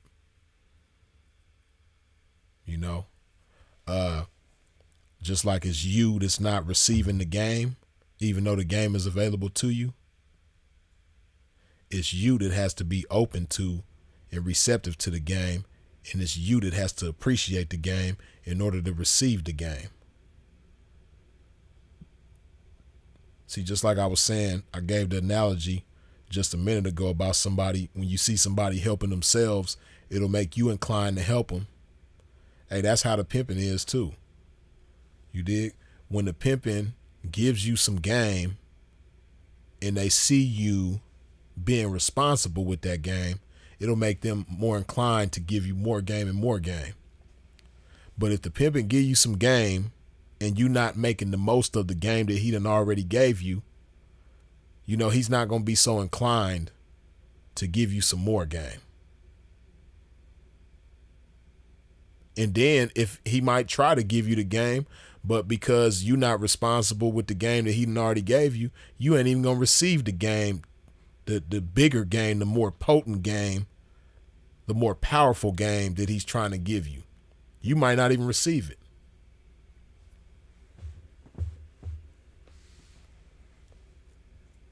But it's still going to be his fault that you ain't elevating.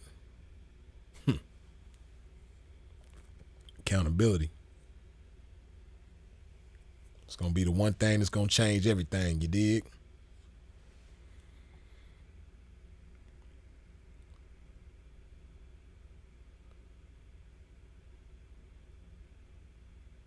I'm going to keep it Genesis 1, 1 in the beginning. For sure, Sip over the Prince, you already know. Yeah, man, so if y'all got any questions right now, man, I might have overlooked your question or something like that. Go ahead and shoot it now. Let me go back to Q's question, which was from earlier. Q said, if you were living in a country where prostitution is legal, how would you personally maneuver in that place?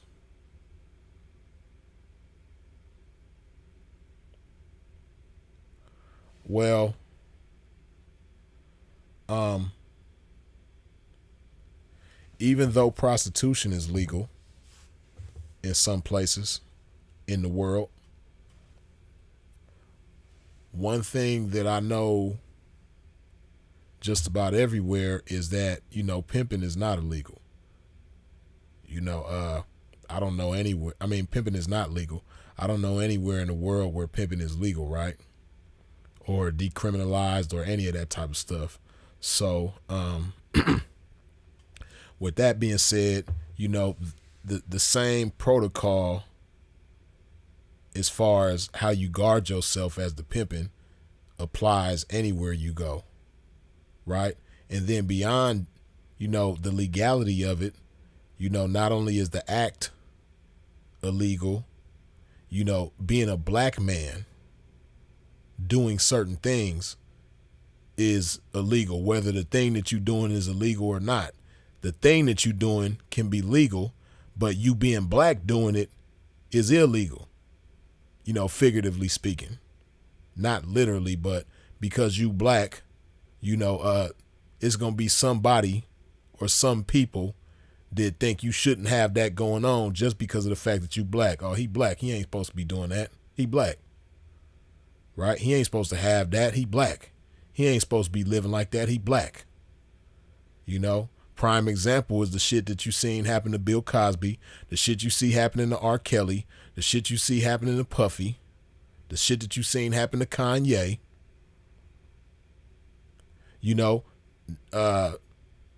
None of them are out, in the streets being criminals, but the type of things that they got going on, as a black man, you're not supposed to be able to do that. So,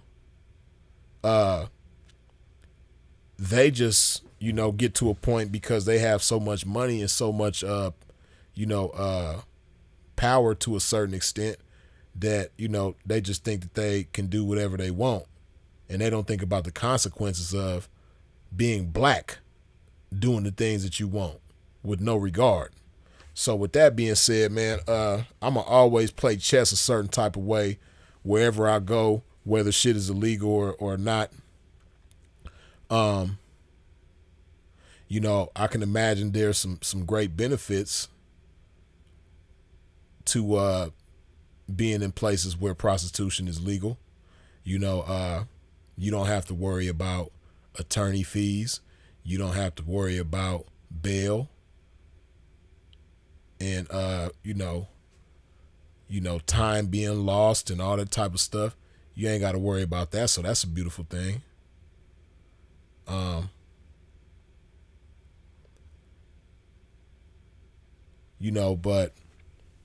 then too, it depends on where it is, because every different place has their different dynamics that you got to understand and respect.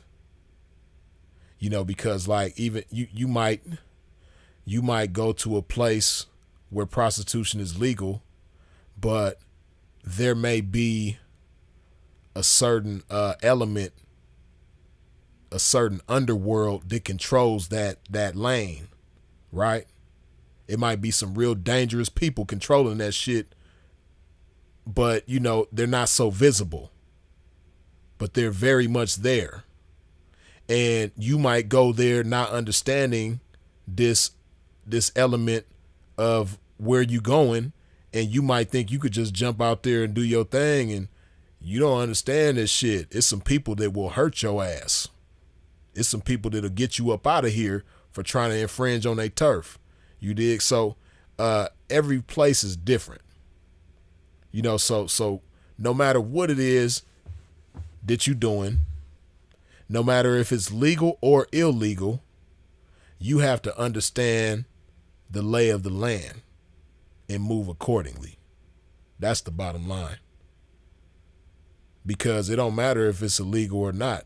I mean, it might be legal, but shit, doing that legal shit might mean you putting yourself in harm's way, and your life might get took.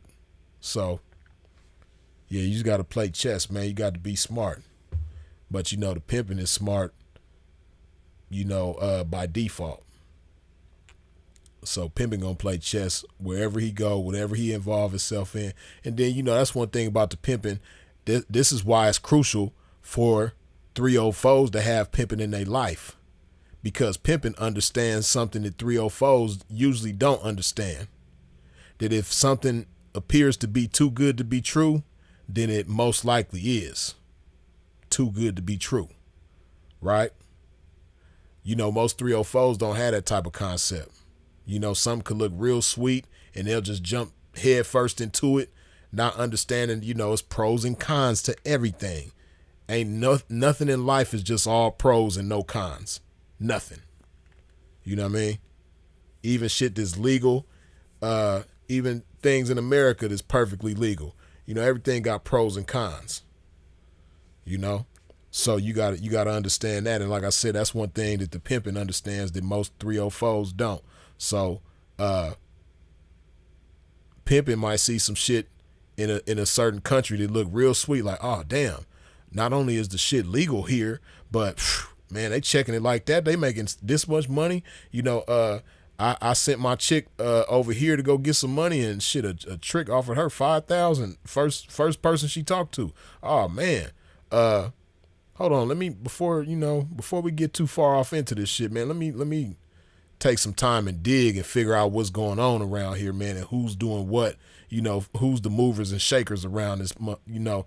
I got to understand what's going on, because I know I'm not the only one that knows shit is this sweet. Somebody else know it's sweet too. And I'm sure the people that's from here know it's sweet too. And I'm sure there's some people from here that know it's sweet that's benefiting off of this shit too. So let me find out who they are and what's going on with them and what type of control they might have going on. Because, you know, shit is different in other countries. You know, you got some countries where the police is scared of the people, you know, because the people is treacherous. You know, shit like when a few years ago when they tried to arrest El Chapo's son and his peoples came and bagged him up, bagged the police up, drew down on the police and said, get up out of here. And they did. You know, in America, that type of stuff is never, that's some fairy tale shit. You ain't gonna never see a situation in America, in the US, where the police, the feds, you know, they got a kingpin surrounded, a drug lord surrounded, and then that drug lord's people come and bag the feds up, and the feds actually do it. That's unheard of in the States. You dig? But in Mexico, they did that. You know what I mean? They tried to arrest El Chapo's son, and his team came and drew down on the police and said, get up out of here. And they did it. You know what I mean? So it's things like that you have to, and see, I don't know about Mexico. Prostitution might be legal there. You know what I mean? But you have things like that you got to concern yourself with, and you have to consider. You know what I mean? Like, it might be an underworld going on that might do something to you and you ain't got no recourse. You know what I mean? They might come, you might stack up 100,000. They might let you do the shit. You know, it's so much shit that goes on. They might sit back and watch you stack up 100 or 500,000 or however much in a short time frame. Then as soon as you get to where they want you, they run up on your ass, rob you, and ain't shit you could do about it. You know what I mean? And even if you want them kind of busters that would go to the police don't want no problems with them. The police gonna look at you and be like, shit, you on your own. Shit, you shouldn't have been doing what you was doing anyway. You know what I mean? So, like I said, it's so much. Everywhere is different, and there's so much potential bad that goes along with potential good. And I understand that, you know what I mean? I'm from California, so I understand that all that glitters ain't gold. Cause there's a whole bunch of shit in California that glitters that ain't gold. You know what I mean? That's where I come from. So I take that with me anywhere that I go. You know what I mean? If some shit look too good to be true, it most likely is. And I'm gonna take time to figure it out. Like, hold on, man, that shit look too sweet. Shit. What's the downside? What's the bad? How can this shit go wrong? It's the first thing I'm looking for. You did? Because I can't afford for nothing to go wrong. So how can it go wrong? What's the likelihood of it going wrong? What's the consequences of it going wrong? I got to understand all that. You did? Ebooks say Detroit Trick got a lot of pull. Yeah, I'm already knowing. You know, it be shit like that. Right. Somebody said Brazil. Somebody said Colombia. Yeah. You know, Mexico, Cuba, Brazil, Chile, Dominican Republic. Throdessa said, be careful out there. Yeah, man. Things that are legal tend to get taxed a lot. Right. You know what I mean? Everything ain't, you know, just ain't no such thing as just shit just being sweet. You know what I mean? That shit is not, it ain't going like that. And me, I don't just play excellent offense and don't forget about defense. No, I'm playing defense too. Like how they say in football, defense wins games. Yeah, man, I'm playing defense. Throw this to say, you really got to have a bitch down for you. Out there, catcher, real slow. Hold on. Real slow out there. Learner before popping any P shit. Yeah, see, like I said, me, I'm that way anyway. Like if I was to go somewhere where, you know, prostitution is legal and shit like that, I'm still on guard. You know, because my rule of thumb is that because I'm black, everywhere I go in the world, every nook and cranny of the world, it's a group of people that don't like me simply because I'm black. That shit ain't just in America. You know what I mean? The dynamics and the way shit go down as far as racism goes, it might be different in other places, but man, the whole world don't like black people. You know what I mean? And then shit, even in Africa, you know, they don't like American black people. You dig? So, even though I'd feel, you know, more comfortable in Africa than I would other places, but man, shit, the whole world don't like us. You dig? So, and not just being black, but shit, being American too. You know what I mean? A whole lot of the world don't like people that are American, and the majority of the world don't like you because you're black. So because of that, I already think to myself, like, it's not going to be the easiest thing for me to come over here to this foreign land and thrive simply because I'm black. You dig?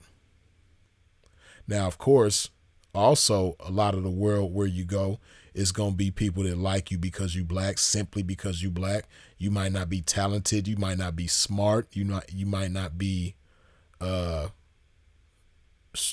might not have any kind of like exceptional anything about you.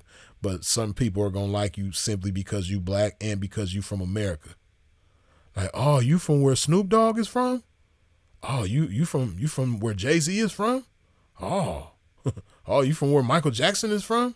Oh, you know what I mean? Like, so I understand that too, but yeah, I just treat everything like everybody against me, man. And like I could lose everything in a split second. You know what I mean? You got to understand that element, no matter, as a black man, that's just how I see it. Like, no matter where I go, no matter how far I succeed, no matter what level of success I reach, everything can be taken from me in a heartbeat. No matter how legal it is, no matter how justified it is, everything can be taken from me in a heartbeat. So, I'm on guard, playing defense. For real.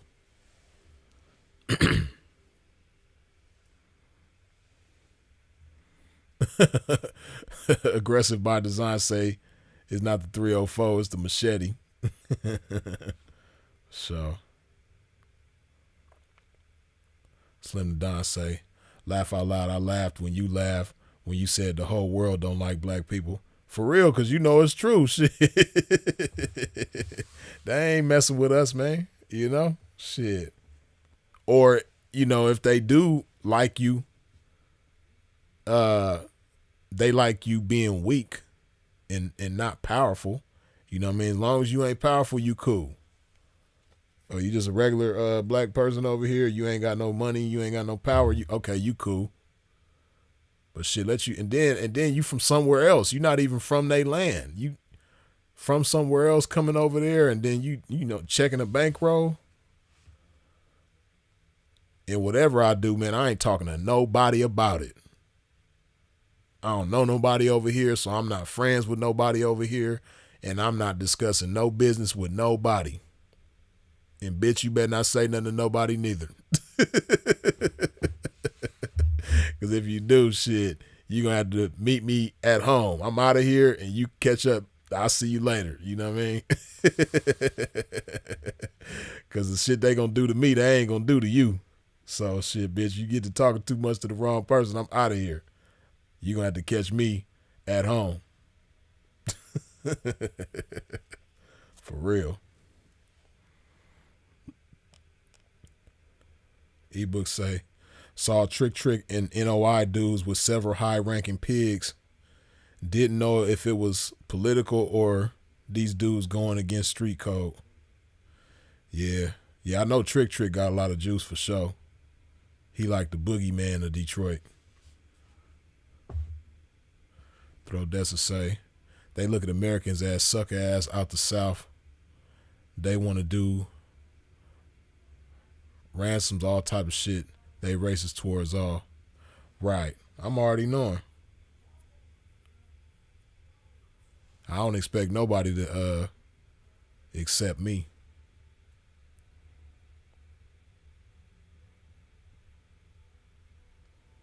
For real, for real. Eat books, good looking with the $2 holla.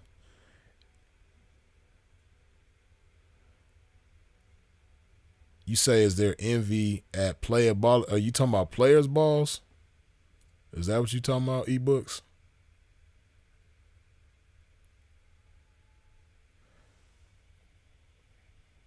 Oh, wait, or somebody in the comments. Is somebody in the chat named Player Ballers? No, I think you meant to say players' balls, or I'm not sure. 6 Hustle say free said I can always find a bitch for real. Yeah, man.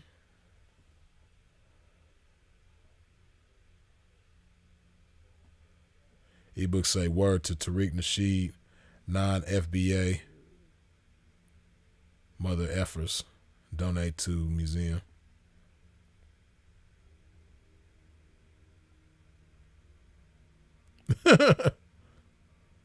Ebooks say polluting the European snow or darkening the Rasa. Shit. Suppose the Prince say, what's crazy is how we, the most imitated and hated at the same time. Yeah, of course, man, because, just think about how jealousy works. People tend to envy somebody who's capable of something that they not capable of. That's why so many people hate it Sinful, because he had a type of influence that every pimp wish they had, but every pimp don't have. You know what I mean? So the guys who don't have that type of influence and that type of respect and that type of aura, like when their name is mentioned, they hold weight. Everybody who don't have that is naturally going, and they want it from Sinful. They don't see, jealous people, they don't see a Sinful to P and say, you know what? I want to be like that. I want to be influential like that. I want to be able to communicate like that. They don't look at it like that. They like, no, I want the influence he got. I don't want him to have it, and I want to have it. The mouthpiece that he got, I want to take that from him and have it for myself. If they could do that, that's what they would do. How somebody come up in your house and pull a gun on you and take your jewelry and take your, how you open the safe up and all that type of stuff. That's what a lot of people wish they could do with Sinful to P. They wish they could have ran up on him, had him open his brain, take the mouthpiece part out, open his heart, take the integrity out. They wish they could rob him for, all of the things that made him great and have it for themselves. So on that same token, but they still admire him. They still was in amazement when he spoke, or, in amazement at the power of influence that he had. You dig? So, it ain't no different, man, for people around the world that hate black people, but jealous of them at the same time. And, but yet, enjoy when we shucking and jiving, when we dancing and entertaining and singing and all that type of stuff, when they can be entertained by us is beautiful, you dig? But at the same time, they hate the fact that they can't entertain the way that we do. They can't influence the way that we do. They hate the fact that, the world ain't trying to dress like them and talk like them and walk like them and, all that type of stuff. You dig? They hate that. Because, shit, Sepulveda the Prince, you already know, man, we from L.A. So, the whole world want to be like L.A. The whole world want to be like Eazy-E. The whole world want to be like Ice Cube and Snoop Dogg. You know what I mean? Shit. So, we understand that shit, like, better than a lot of people. You dig? So, that's all that is, man. Yeah, they love our music. That's just like, I'm going to say some real shit and it might ruffle some people's feathers, but hey, it is what it is. It's the truth. Sepulveda the Prince, you know what I'm talking about because you from LA, or anybody from California really know what I'm talking about. You have essays, Serenos, Southern California, Mexican gangbangers, that hate black people. You got some that's cool with black people, but the majority of them, that's just their culture. That's the way they raised up. They raised up to hate us. You know what I mean? They OGs before them, they saw them hating us before they even jumped off the porch. They seen the OGs in their neighborhood hating us, talking bad about us, making fun of us, all the shit, right? So they get into that, they jump off the porch and they become the same way, right? But at the same time, they listening to our music. You know what I mean? They listening to The Game. They listening to Snoop Dogg. They listening to Kendrick Lamar. They listening to Draco the Ruler. They listen to O3 Greedo. They listening to all that shit, right? And then, they watching Power. They watching Empire. They watching Colors. They watching Boys in the Hood, Minister Society. That's their favorite shit. You know what I mean? But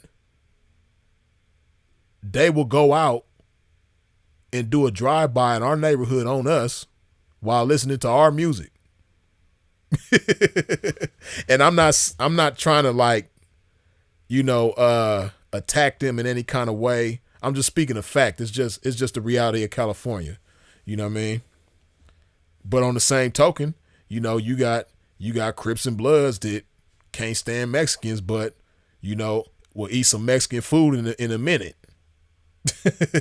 Will get with a Mexican female in a minute. But can't stand Mexicans. So the shit go both ways. It's a double-edged sword. But those are just examples of somebody who might be jealous of somebody and hate somebody, but like different aspects of their culture, right? Same shit.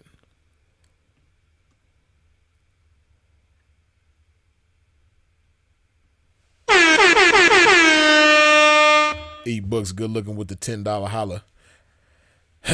How come some legends get more hate than others? Sinful and Bishop got envy from others. Guys like Fillmore and Kenny Red are loved.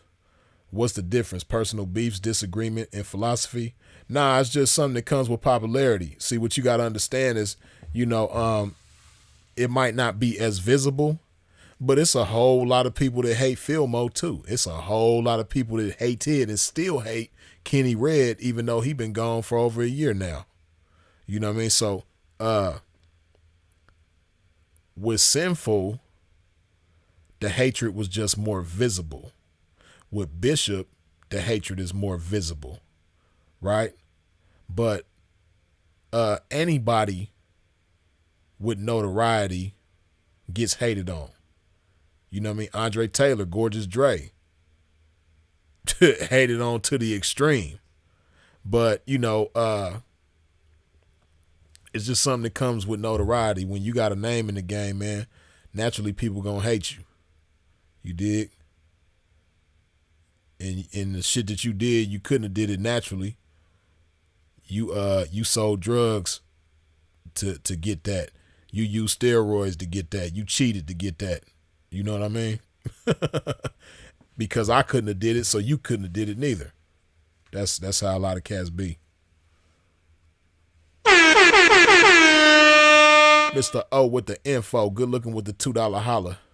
I've seen more Mexicans wear Tupac clothes. More us blacks. Yeah, pretty much than us blacks. Yeah, that's real. I didn't even mention Tupac, but yeah, that's their favorite. They love Pac. You know what I mean? And it'll be playing when we ride on our enemies while they trying to ride on us. You know what I mean? But it's just the truth though. But it's just something that comes with the territory of California.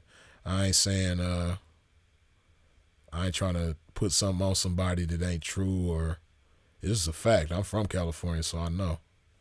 You know what I mean? But it is what it is. Let me put some more love in my body, man. If you ain't wiped your feet off at the door when you stepped into a pimp's domain, please do so now. Hit that like button. Shout out to the essays that ain't like that, though, because you got some essays that ain't, just Negro haters. You did, because you got some that come up in the same neighborhood that's real tight. You got situations like that. It's not the majority, but they out there. Shout out to them.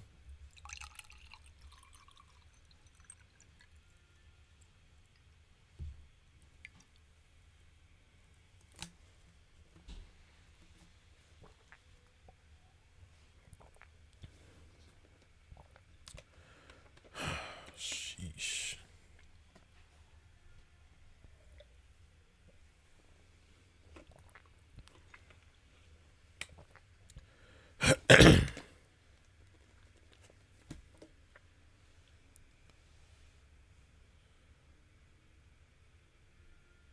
Ebooks say Mexican illegals don't like Hondurans and Salvadorian immigrants. The hypocrisy. I see Tariq point. Hey, man, it's so deep. It's funny you say Honduran, right? Because I used to have a chick from Honduras. And, because you got black people from Honduras, too. But the non-black Hondurans don't like the black Hondurans. And it's I ain't never been down there.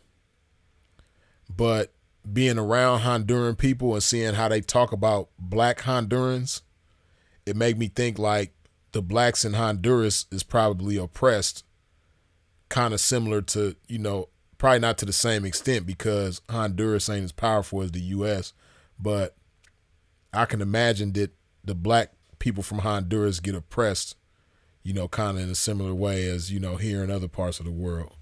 You dig? But now you're right about that, though.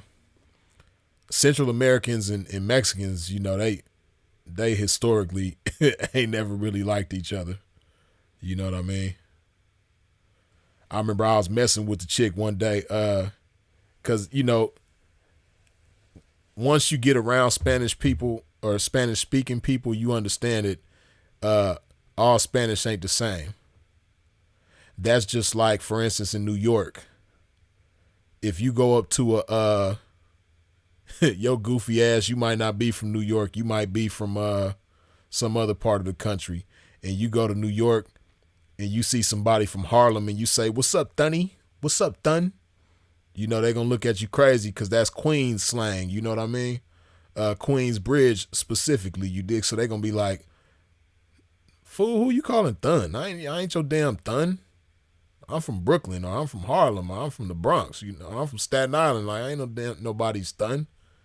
Go to Queens with that shit." So even though that's, English terminology, it don't apply everywhere, right? So with that being said, I remember my little Honduras chick, we was going somewhere. She was moving kind of slow.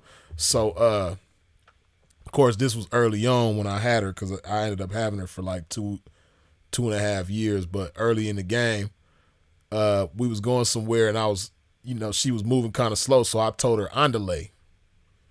And when I told her andale, she was like, "Andale? I'm not Mexican." She was offended by that, you know what I mean? So even though it's Spanish, everybody don't say andale. That's Mexican dialect. You dig? Central Americans say apúrate. That's how they say hurry up. Mexicans might say andale. Central Americans say apúrate. You dig? Or like Mexicans might say, "¿Qué pasó?" Central Americans say, "¿Qué onda vos?" You dig? So it's different shit like that, So, but I say all that to say, yeah, Central Americans and Mexicans, they they been can't stand each other. You know what I mean? And it's funny because another difference that you'll notice, another like for people who don't like, especially in California. Because people in California got that bad. They call everybody Mexican, but everybody ain't Mexican. You got people from El Salvador, Honduras, Chile, all different parts of Central America and South America, right? And people from California who ain't Latino, they just think everybody Mexican. But one main way that you could tell Central Americans from Mexicans is how fast they talk. Central Americans talk fast as hell. Hey man, you would think everybody from Central America was related to Twista. Because the way Twista rap, that's how they talk, regular. I don't know how the hell they do it. I've been speaking English my whole life and I can't even speak English as fast as they speak Spanish. Like them Central Americans speak, they talk fast as hell. They be like 29, 39, do I hear 40, 45, 50. They talk like that regularly. And they understand each other and it just be some normal ass conversation. Then they might bust out laughing. They be like they be talking fast as hell. I be like, damn. You know what I mean? I understand Spanish kind of cool, but like when they be talking, I can't understand a damn thing. You dig? Mexicans talk much slower. Much slower. You know what I mean? And I want to say South Americans talk much slower too, but Central Americans, they talk fast as hell. Like super fast. Mo Jones said they move faster too. They probably do. You dig? But they talk fast as hell, man.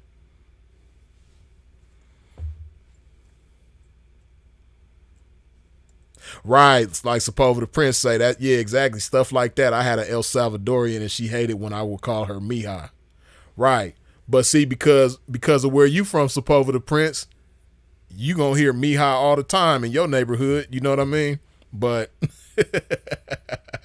she probably hated that shit. Yeah. Yeah, I had a El Salvadorian homeboy that I was real cool with, man. And I used to go places with him, and people would mistake him, say some Mexican shit to him. Man, he used to get so offended by that shit.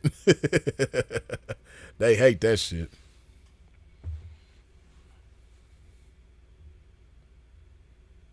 Freeze know a little bit of Telemundo talk, laugh out loud. Nah, but seriously, you know a little Spanish.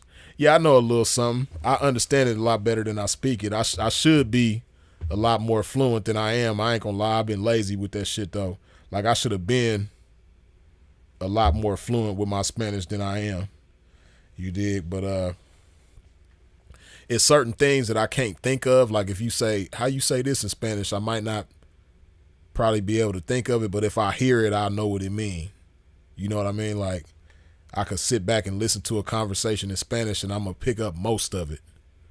But as far as talking it, my brother, shout out to my brother, man, he fluent as hell with that shit. He speaking like them. You dig? So yeah, I need to be more like him.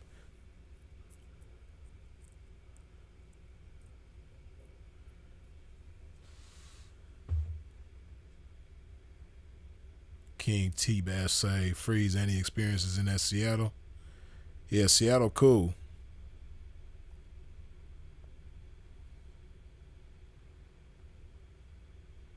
Yeah, Seattle cool. I done been through there.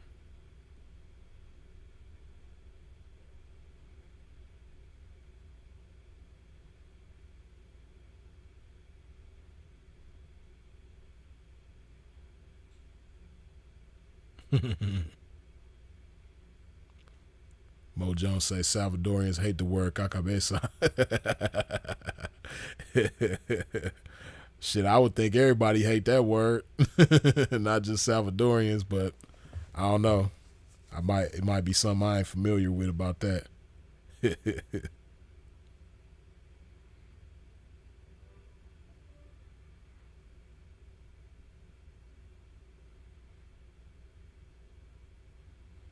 I'm gonna brush up on mine. Yeah, certain places that really are in your best interest to know Spanish. Uh, Miami is definitely one place for sure. I don't know if Miami is still like that, but I know once upon a time it might still be like that. I wouldn't be surprised. I mean, I would think it's still like that. But Miami used to be the only city in the U.S. where English was not the first language. You know what I mean? At one point in time, Miami, I believe Spanish was the first language. You know, English was like the second language. But yeah. So with that being said, in Miami, or just Florida, period, but especially Miami, it's really in your best interest to know Spanish. And then also, Miami, it ain't really a lot of black Americans. Some people call us African Americans, but it ain't really a lot of black Americans in Miami. So if if you're a dark skinned black person in Miami, people might walk up to you speaking Creole. They gonna assume you Haitian. You dig? Or they might come with the patois. They might think you Jamaican. You dig? But if you're like brown skin to light skin, they gonna think you Spanish, some kind of Latino. So they gonna come to you with the Spanish. Like when I be in Miami, everybody come up to me talking Spanish. And they be looking at me crazy when I say no hablo español. They be looking at me crazy like, huh? Like, you don't speak Spanish. Where are you from? You did. But that's one thing I liked about living in Miami, because after a while I stopped being lazy and I start, because I could have conversations in Spanish. I just be bullshitting. You dig? But I used to be on my Honduras chick about that shit, because she was the same way with English, right? Like the little chick from Honduras that I had, she was like this. Like, if we go to a store or a restaurant, wherever we go, first thing she say out of her mouth is, "Hablas español?" And then if they say yeah, she'd be like, "Whew, shit, okay, cool." And then the whole conversation is just Spanish, right?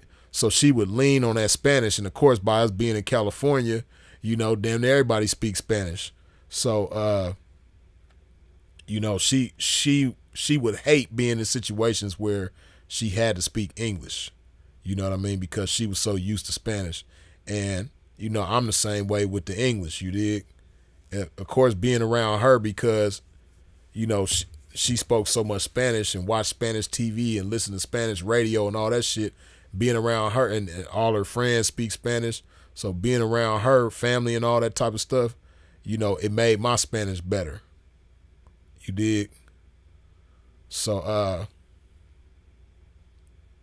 yeah, I kind of lost that, but it's funny. Speaking of the Honduras chick, right?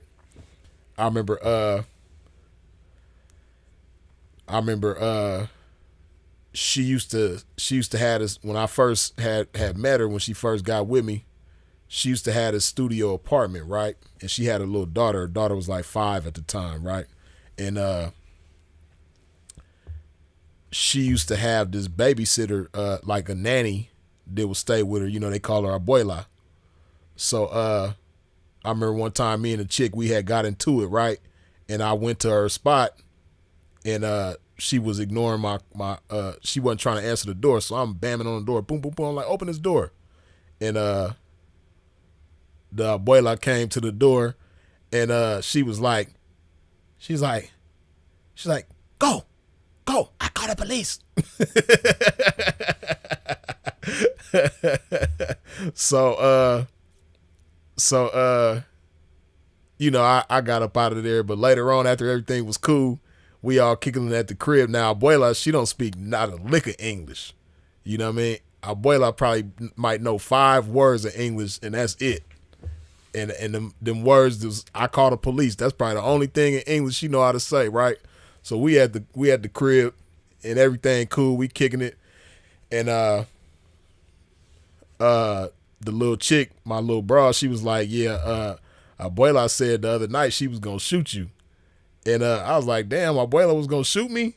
And then abuela was like, "La pistola yo tengo." She had me dying laughing. I was like, "Damn, abuela on some gangster shit." So basically what she was saying, she was like, "Yeah, I got the heat." She had me dying laughing. Like, "Yeah, buddy, I got the heat. La pistola yo tengo." That shit had me dying. I was like, "Damn, abuela trying to take a pimp up out of here." Eat books, good looking with the $2 holla. F Miami Cubans, Trump hypocrites. I'm not hip, I don't know. But Miami is Florida's a red state, so I don't know, but maybe the Cubans favor Trump. I'm not sure. I know the Latinos in Arizona, boy, they can't stand Trump. 'Cause Trump was treacherous on them.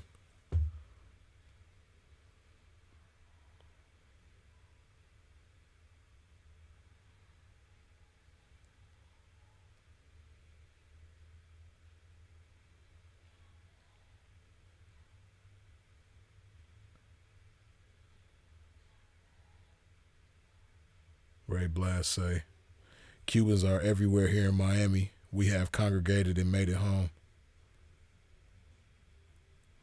along with Haitians, basically all islanders. Yeah, you know, Miami is like, it's like hella Caribbean. You know what I mean?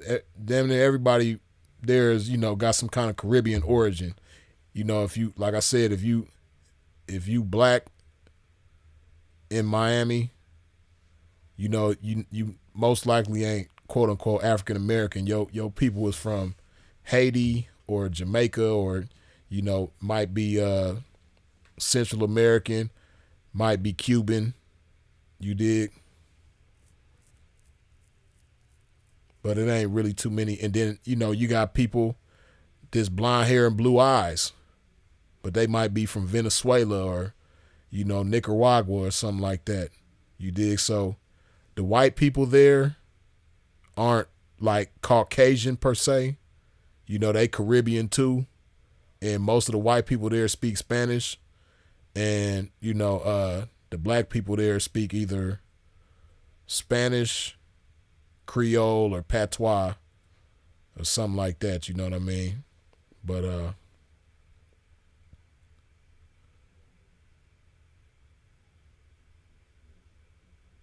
Ray Blast say, nah, freeze that interpretation of us on point, bruh. Laugh my ass off. Yeah, for real.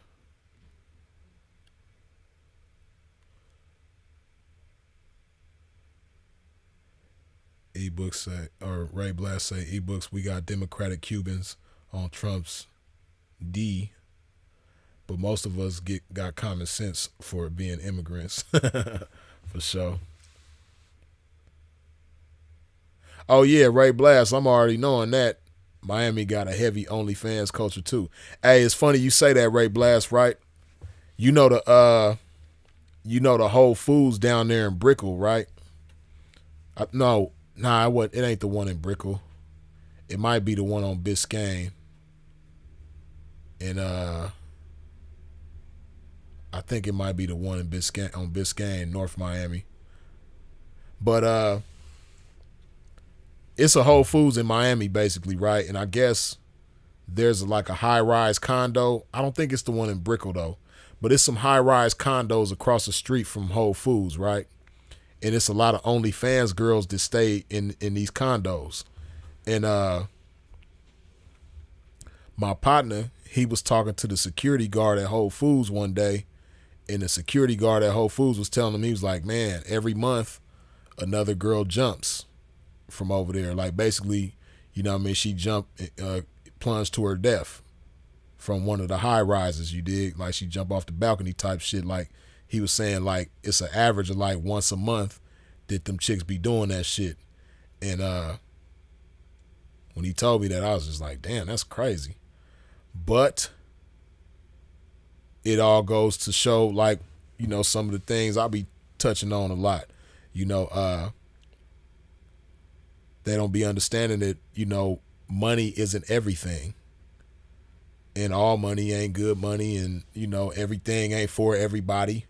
And, you know, a lot of chicks get into that OnlyFans thing thinking that, you know, because they gonna check a bag that, you know, everything gonna be all good. But a lot of them be lonely, you know, because they can't find a guy that's gonna like them and appreciate them for them. Most guys is only with them simply for the pleasure or for the money. But ain't nobody gonna take the time to really get to know them and appreciate them for who they are. So because of that, they be lonely.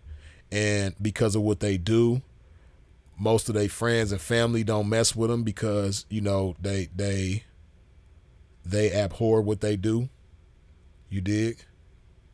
And then a lot of them be depressed. And that depression, as you know, oftentimes leads to, you know, bad habits. So, yeah, a lot of them chicks be, a lot of them OnlyFans chicks in Miami be going out bad, man. It's sad to say. But yeah, I know it's a big OnlyFans culture out there for sure.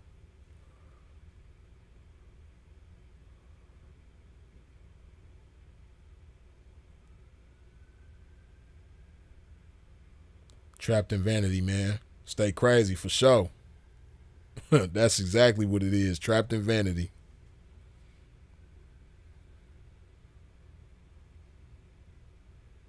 Right, like King say, in the words of Sinful to P, no hoe wants to be alone. Yeah, but oftentimes they be alone.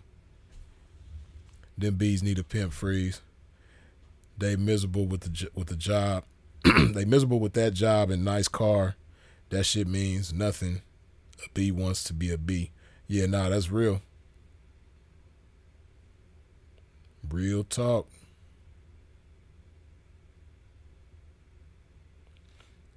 Especially the young 304s. Managed and collaborated in high school. That's crazy. Belizeans deep in LA. Mo Jones, yeah, a lot of people don't know that, man, but like half of South Central is Belizean. You know, most of the black people that you see in South Central that you think is quote unquote African American or black Americans, nah, they Belizean. It's certain neighborhoods that's got a heavy Belizean presence, like the Fruitown Brims, they got a lot of Belizeans. The Rolling 30s, Harlems, they got a lot of Belizeans. Rolling 20s got a lot of Belizeans. The Hoovers got a lot of Belizeans. The 40s got a lot of Belizeans. Yeah, it's a lot of areas over there that's like heavily Belizean. You dig?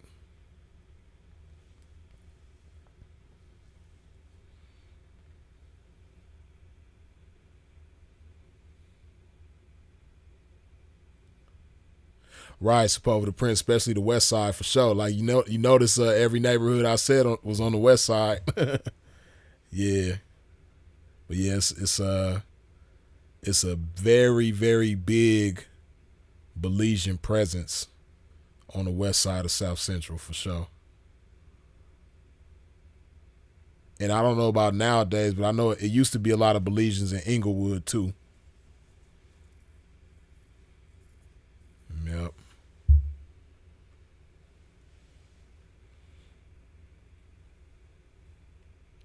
But yeah, man, I'm gonna go ahead and wrap this thing on up. You put some love in my body before we get up out of here, man. If you ain't wiped your feet off at the door when you stepped into a pimp's domain, please do so on the way out. Hit that like button while I go ahead and hydrate myself one last time. Ray Blast say, damn P, I ain't even know the Bricko 304s and squares be collaborating in OnlyFans heavy in a good gigolo market. Ask how I know. For sure. I'm already knowing, man. Hey, I love Miami, man. I miss it out there. You dig? Might end up back out there one day. Probably not anytime soon, but love Miami.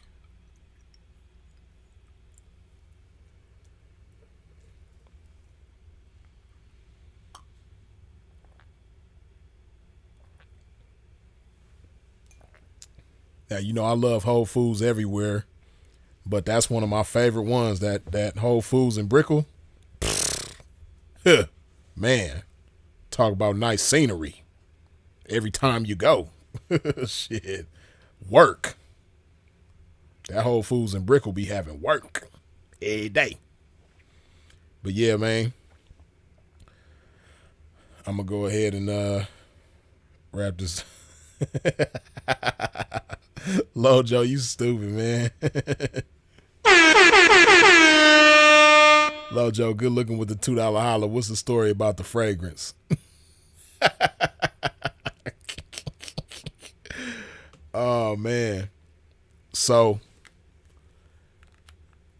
we in Chicago, right? It's the taste of Chicago is going on, right?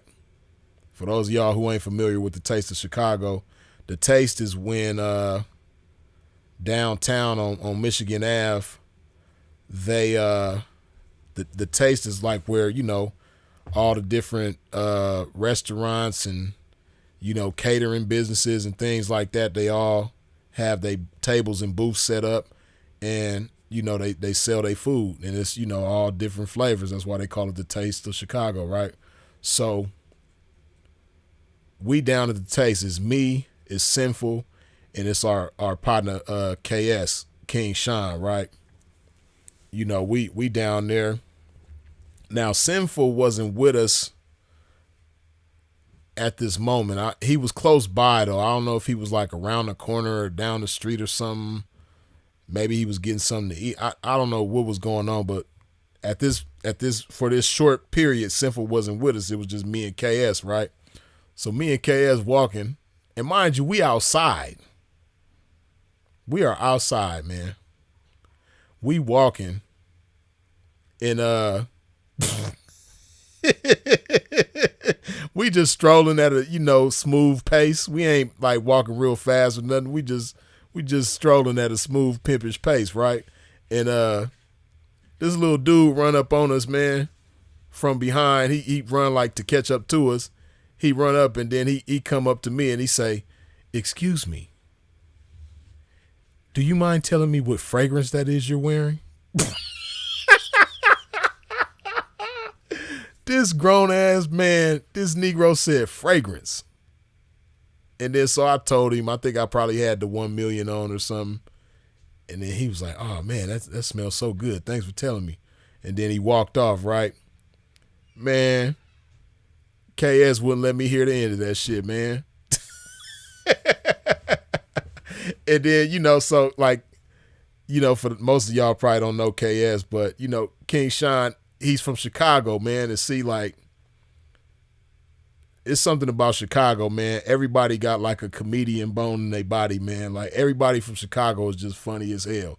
You know what I mean? Different places had a different shit, man. One thing about why you think so many great ass comedians come from Illinois. Richard Pryor, Bernie Mac, Red Fox, the list goes on and on and on and on, man. But Chicago dudes, they just funny as hell, man. So KS, he dramatic, he funny and dramatic as hell, right? So when we get back around Sinful, man, KS explaining to him what happened, but he is putting so much tens and twos. He putting a 10 on the 2 so cold. He like, "Oh man, Sinful, man, you missed it, man." He was like, "Boy, this little sweet little boy ran up on Freeze, man.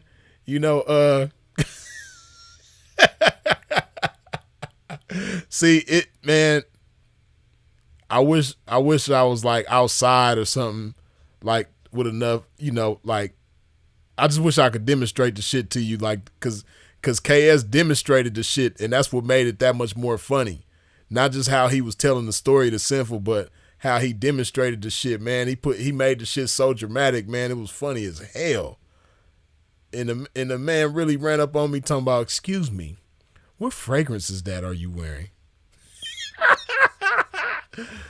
Oh man. Hey man, for my heterosexual brothers out there, man, don't ever run up on no other man talking about what fragrance are you.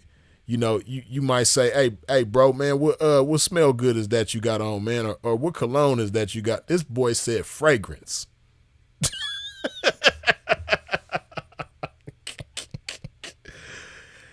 Don't never go up on no man's talking about, what fragrance you got on, man. That shit ain't it, man.